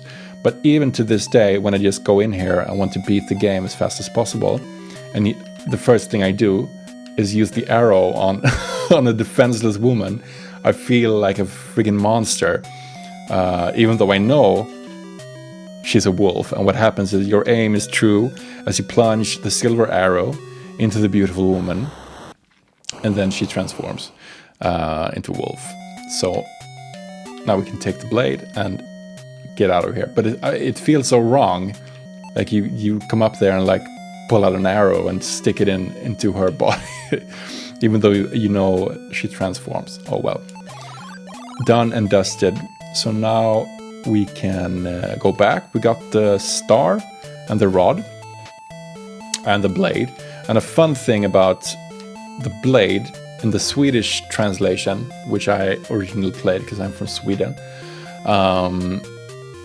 the blade is there are many mistranslations in that version, and the gravest of them all is that the blade is translated into doku 1, which is what the scrolls are called, because like document. And I remember I played this and I didn't even remember picking the blade up, because as soon as it gets into your inventory, it's just called like doku 1 or 5 or whatever. And the blade is mandatory to beat the game. And I was like stuck for ages. What the hell am I supposed to do? I can't figure it out. And eventually I realized that the when I looked at it, it says it's some sort of spike that is made of precious metals. I was like, oh shit. They mistranslated the blade into document, and I've been on a wild goose chase this entire time trying to figure out what the heck I'm supposed to do. Let's see. I think we should go in here. Yes. So yeah, it should probably have been. It would definitely have been easier if it was correctly translated. And of course, blade is perfectly clear as to what that is. So it's much easier in the English version. But we have some new items now that we can progress with. So let's use the rod on this little socket here that you're just supposed to see. This appears to be a mount of some sort, perhaps for a flagpole. It's not for a flagpole though, it's for the rod. And when we use the rod, suddenly the sky seems to be on fire as a bolt of pure lightning strikes the rod. You are startled to see a skeletal hand rise from a hole that has formed at your feet. And to this day, I still can't unsee the fact that this looks like a fork. That's just what 8-bit graphics will do to you. Like a little fork comes up and gives you the wand, which we need.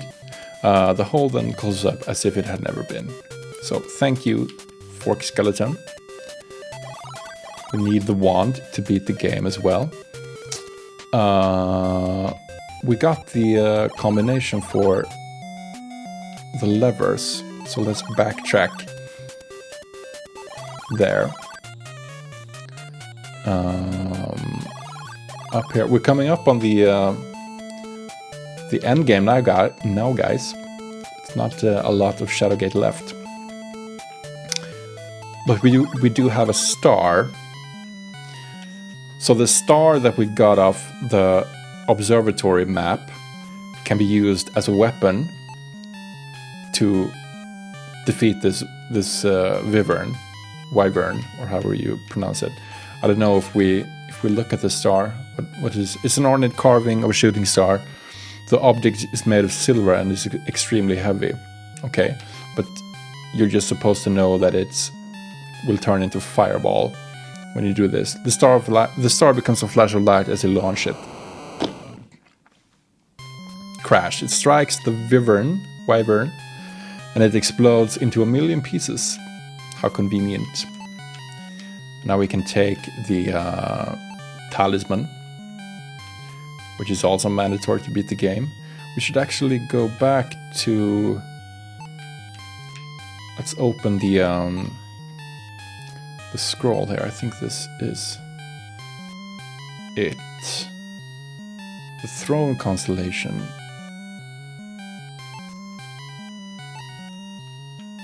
What?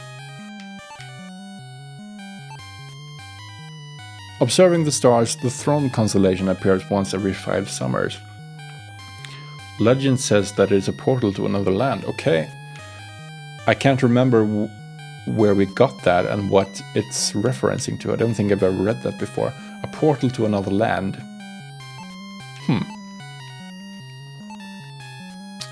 Might be just some fluff lore that they put in there. But we can, however, read this, or the open the scroll 1. Okay, and then look at it. 5 to find, 3 are 1. 1 gives access the bladed sun. The silver orb to banish below, the staff of ages to vanquish the foe. Joining to the golden blade, the last to invoke the platinum horn. So we have the platinum horn, we have the talisman, which is the bladed sun. We don't have the silver orb, and we don't have the staff of ages. So we still need a few items.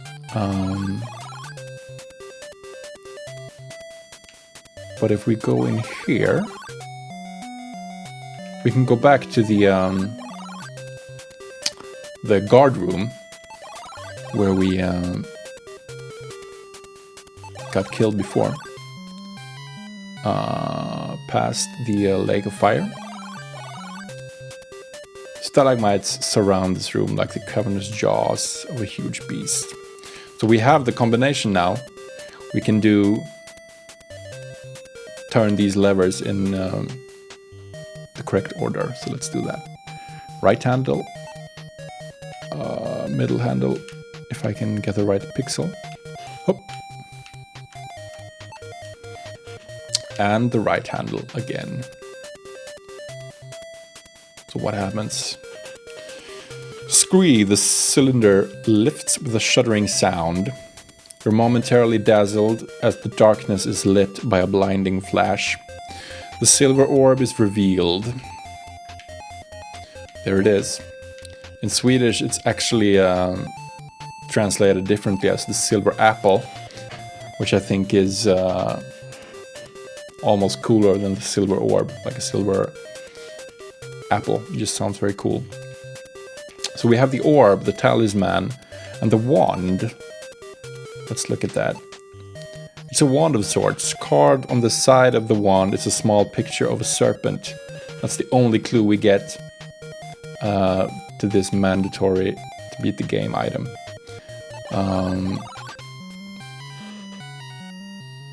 I can see some more people are tuning in. Welcome to the stream.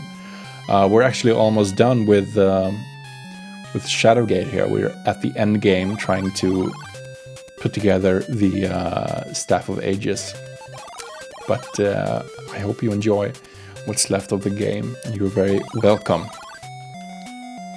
So now we need to backtrack to what Ricky Fingers mentioned earlier.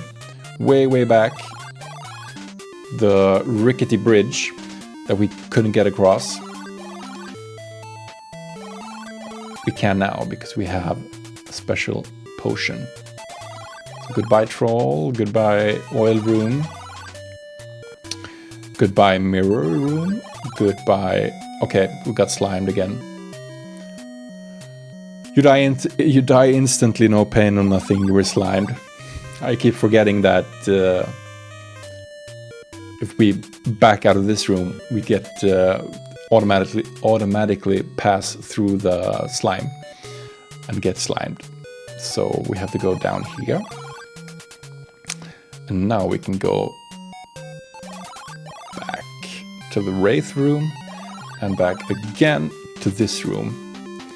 So yeah, as you mentioned, Ricky Fingers, the only clue you get is if you look at everything and you remember that the bottle 2 was incredibly light. Because if we use the bottle 2 on the self, you drink the liquid and immediately begin to rise in the air. Whoops. So when we fell down here earlier, it said we can only pass if we lost some weight, which I guess we qualify as having done now that we are flying through the air. So now we can move across. A giant snake confronts you in this small cave. And this also scared the hell out of me as a kid. I was like, oh, a snake, it's gonna kill me, I have to do something quick. But if you look at the snake, it's a giant snake, it doesn't move. Perhaps it's getting ready to strike. You wait for the creature to kill you, but it still has yet to move. Upon closer inspection, you laugh at your foolishness. It is only a statue. Right, so it wasn't so bad after all. And the hint we have is we have a snake. What do we have that could be used with a snake? Well, we have a wand that had a little snake engraved on the side of it. And let's see what happens when we use the wand on the snake statue. Use. The snake begins to shake and shudder. Is it just your eyes, or is it shrinking? The serpentine statue begins to change. It grows smaller and smaller. It dematerializes and forms anew as a staff of tremendous beauty. I don't know how beautiful staff could be, but I'll take it. Druidic script winds its way around this staff. You can feel power emanating from it. And it's torch time. Scroll down to the torch. So let's take the staff. The staff is in hand. Alright, so we turn the wand into a staff. And the prophecy said 5 to find, 3 are won. The bladed sun gives access, I think. Platinum horn lasts to invoke. But the 3 are won is meant to teach you that... because we still don't have the Staff of Ages. Thank you, Trinilia Sky. It's a little Christmas themed, since this is in the season, I guess you could say.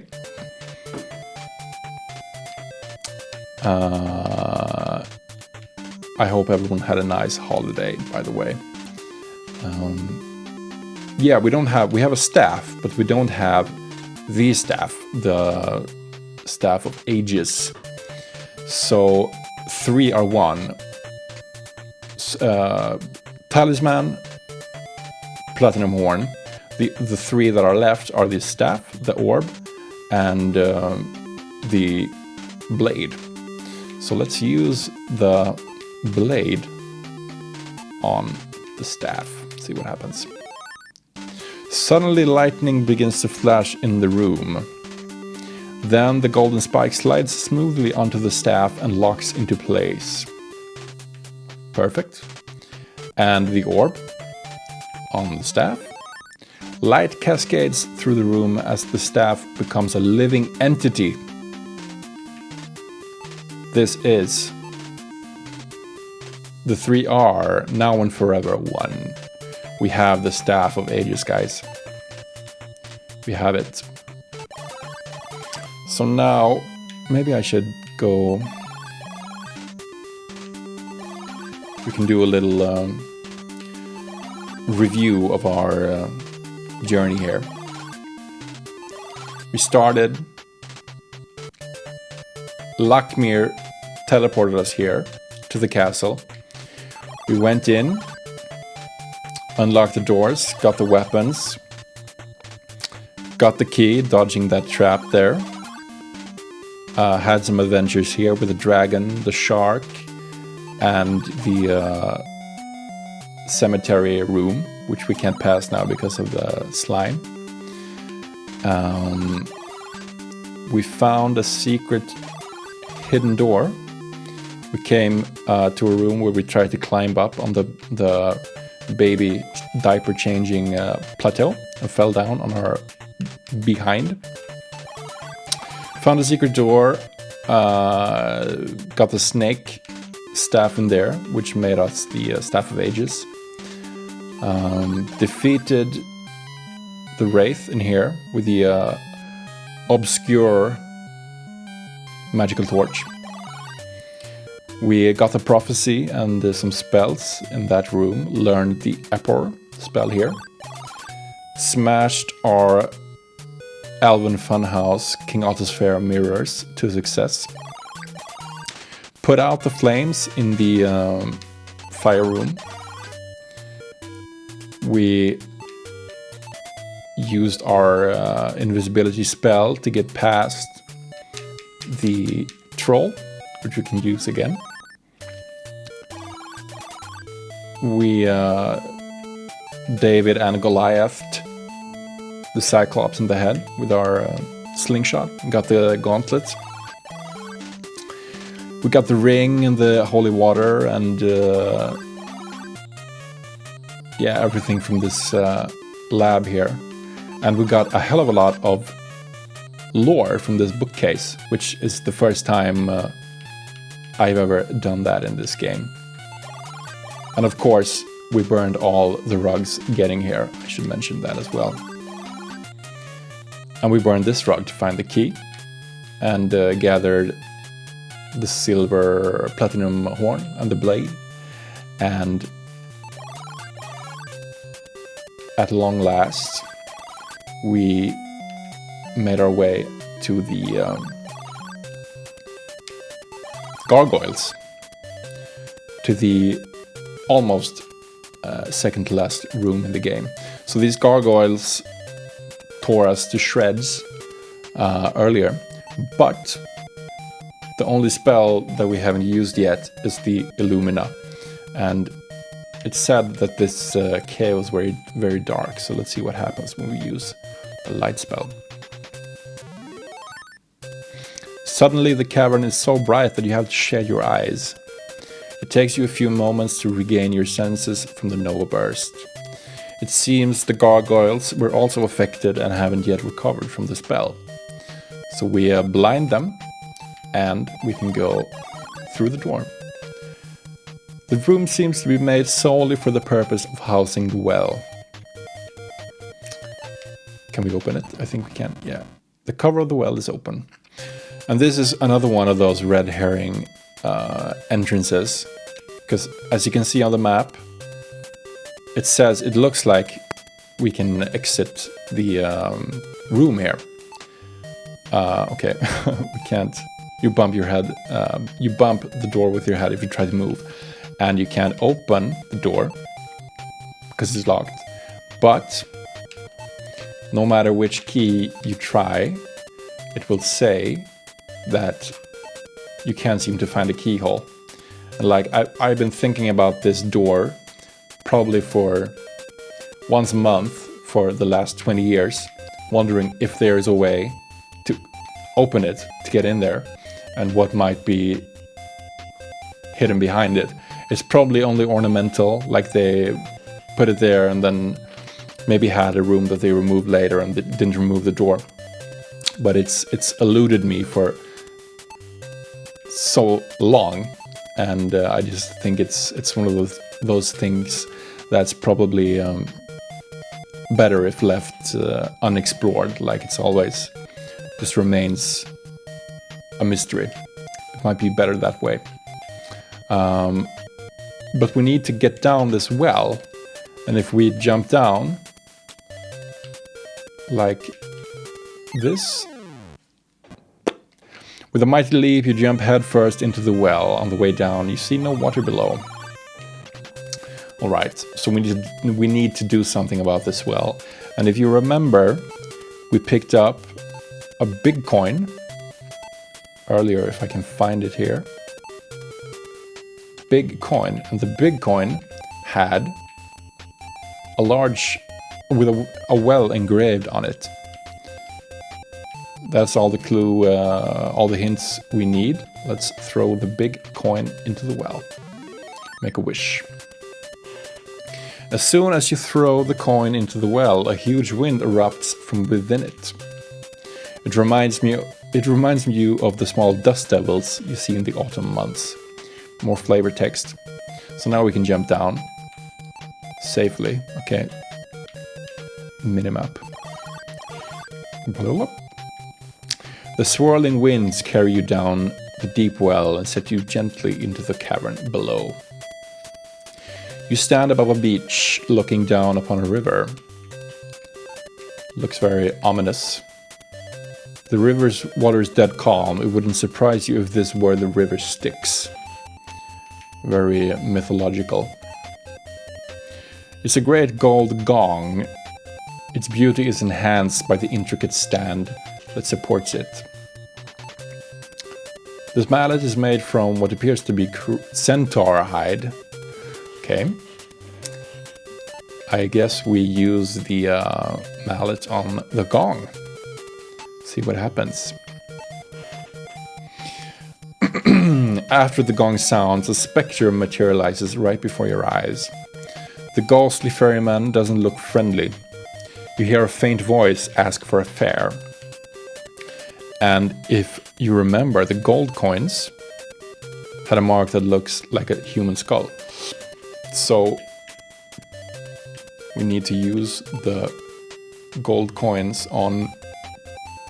I forget what it's called, but I think if we look at him... Yeah, it's the ferryman, basically from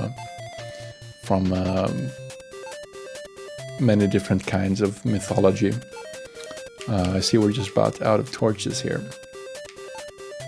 Oops. So, I've been picking up all the torches in the game, and I have 6 left right now. And since the torches are action-based or move-based, like every time you exit a door, it counts as like one action, and each torch, I guess, lasts for like 20 or 30 actions. There is like a finite amount of torches in the game, and thusly you have the game basically has a time limit, because you could end up in a situation where you don't know what to do and you don't have a walkthrough and you try everything, go forwards and backwards, and you run out of torches, and then you literally don't have enough actions left to beat the game. Like, you have to start over and get a fresh start and do everything right, so you don't waste as many turns to be able to beat it. And I love that, and I know they made a thing about that even more in the new Shadowgate game. That maybe I should also probably stream someday. That would be fun. Where you can select different difficulties, and the more difficult difficulties have fewer amounts of turns. Like, you get a disease or a curse or something that's like, oh, you only have 50 turns or 50 actions to beat the game in, and the easier ones have you like 100 actions or whatever. So that was a thing way back in this old Nintendo game. But I do think, like, we have 6 torches now. I think you would really have to go out of your way to use up so many actions that you ran out of torches completely. But it is possible, technically, if you try really hard. So let's, just for fun, let's see what he says about a copper coin. The ferryman will not take the copper coin as a fare. Suddenly he disappears. Okay, I've never seen that. I never tried it. But as you know, you can try pretty much everything in this game, and most of it, it's possible or yields a result of some kind. Let's see if he comes back. Yes, he does. Doesn't look friendly. Let's use a gold coin, if I can find it. Gold coin. There it is. Use gold coin on the ferryman. The ferryman takes the coin and gestures you to board quickly. It's board. You climb aboard the tiny raft and soon reach the opposite bank. A stone skull stands against the far wall, screaming silently. For some reason, you get the feeling you are standing on sacred ground. That always, like, bugged me. I don't know, still to this day, I don't know what they mean by standing on sacred ground. This, like, if anything, this place seems like unholy, the opposite of sacred, with this great skull portal, which, as you'll see in just a minute, actually shoots laser out of its eyes. So this is the penultimate room, and if we go back to, I think that was actually another thing that I never realized. How the heck would you be able to know this if you didn't just try all three or read the walkthrough? Because as you can see by these shapes, they align very much to the talisman, the bladed sun, and you have to put them in one of them, and if you put it in the wrong one, you die. And I think it was, which I've never paid attention to except now, if we read the spell description for Motari, where life is lost, wisdom is found. Where the sword is hung, he must place the key, which is like, and then a bridge to from amidst burning death, the demon to guard. So the spell is only used to lower that demon statue and get across the lava, and I never realized that until now, it actually contains the clue to figure out where you put the bladed sun, which is weird because you'd think that such a thing would be maybe in the scroll here.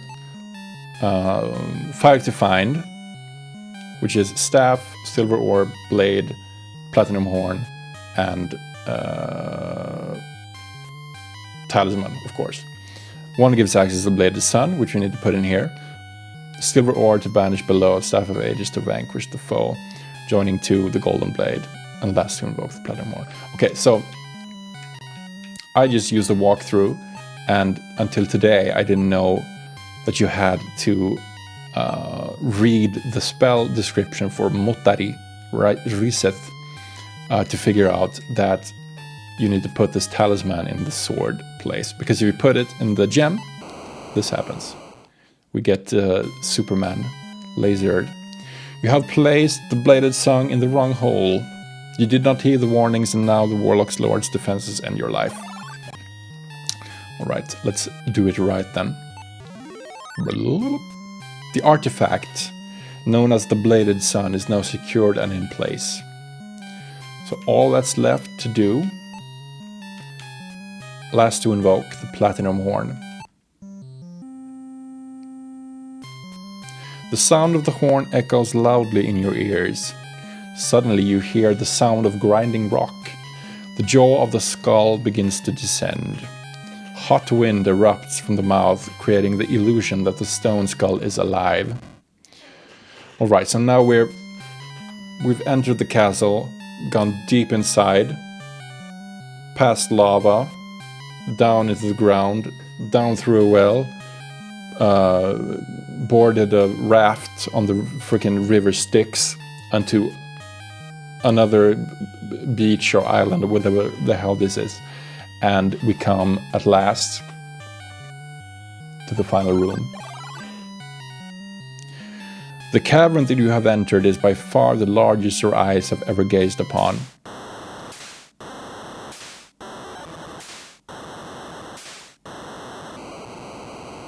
And there it is. The behemoth. From the depths rises the most powerful creature that has ever existed. The behemoth. Your stomach knots up as you stare at this new horror. The beast is indeed incredible, but it's pink though, it's so cute. You wonder for a moment how you can defeat such a creature as this. Alright, so yet again, it's a turn-based game, so we can look at everything, take our time. So let's look at the behemoth. Your jaw drops and you stare in awed silence at the sight of the great titan.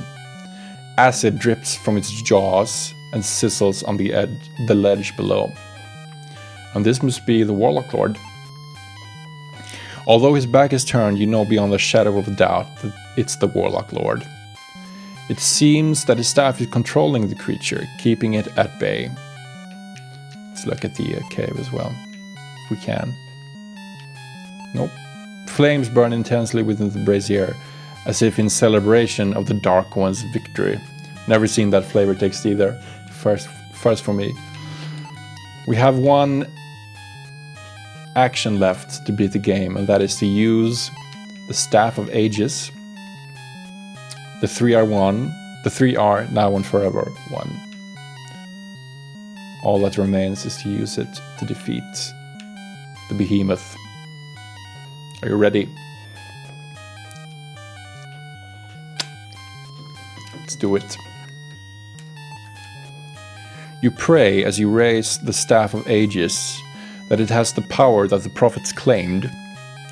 The staff pulsates with power and a beam of light explodes from it, striking the behemoth.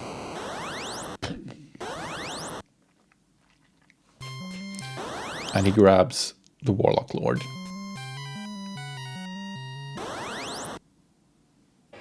Into the dark depths. Bye. The creature screams in agony, thrashing back and forth in great pain.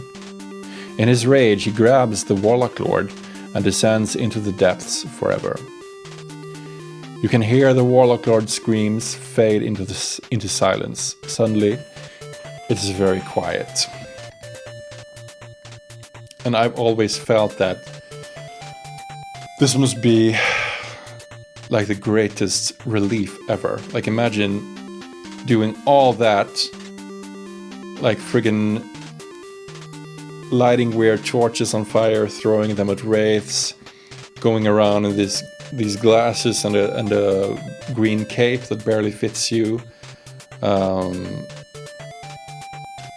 then finally completing the quest, defeating the behemoth, and just exhaling in relief.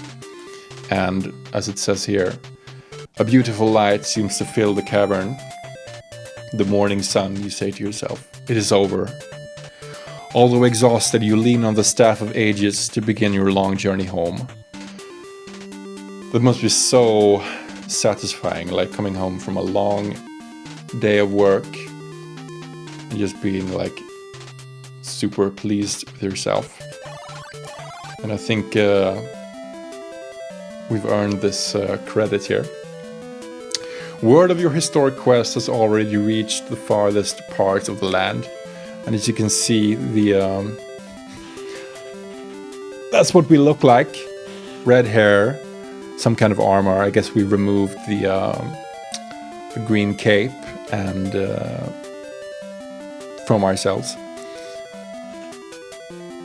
You are triumphantly greeted as you enter the gates of the royal city of Stormhaven. We'll never hear about that place again. Moments later, you are ushered into the royal palace, where you are greeted by the king. I know what thou hast done, brave one. The world will be dark forever without thee.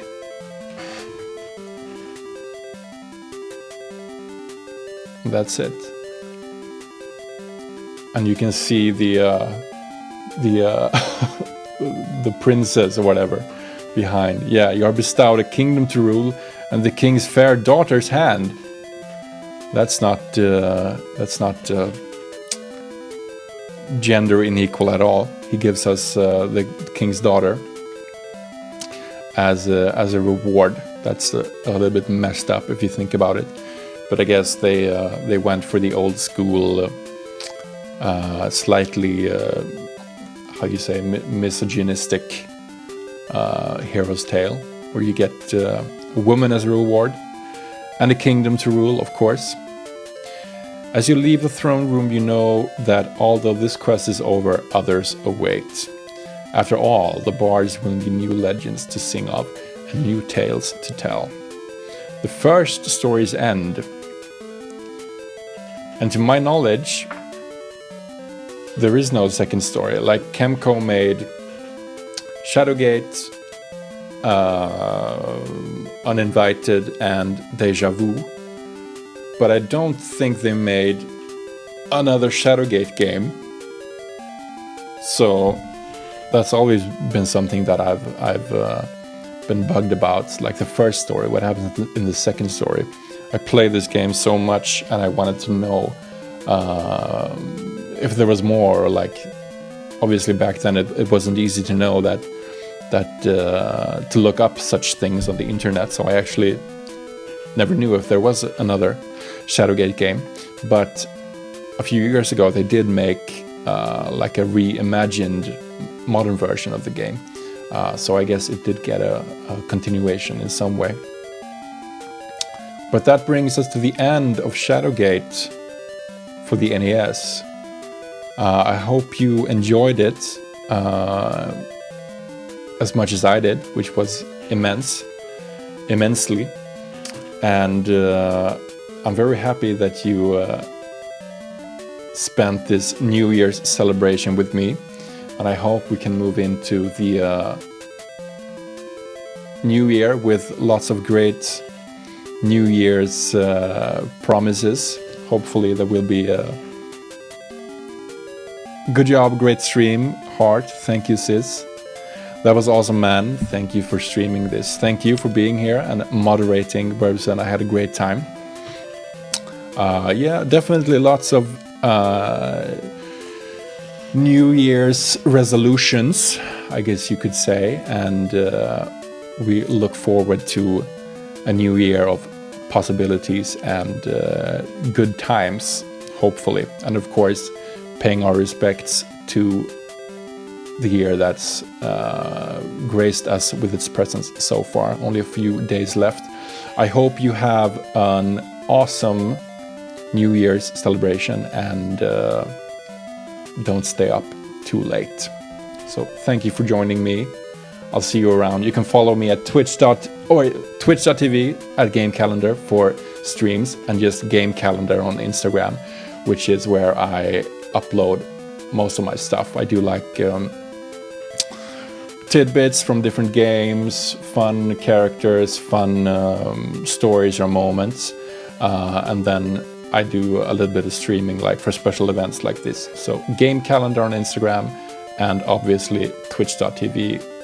Click follow here if you want to be a part of future streams. Thank you so much for joining me. Have a very happy new year, and I'll see you soon. Take care.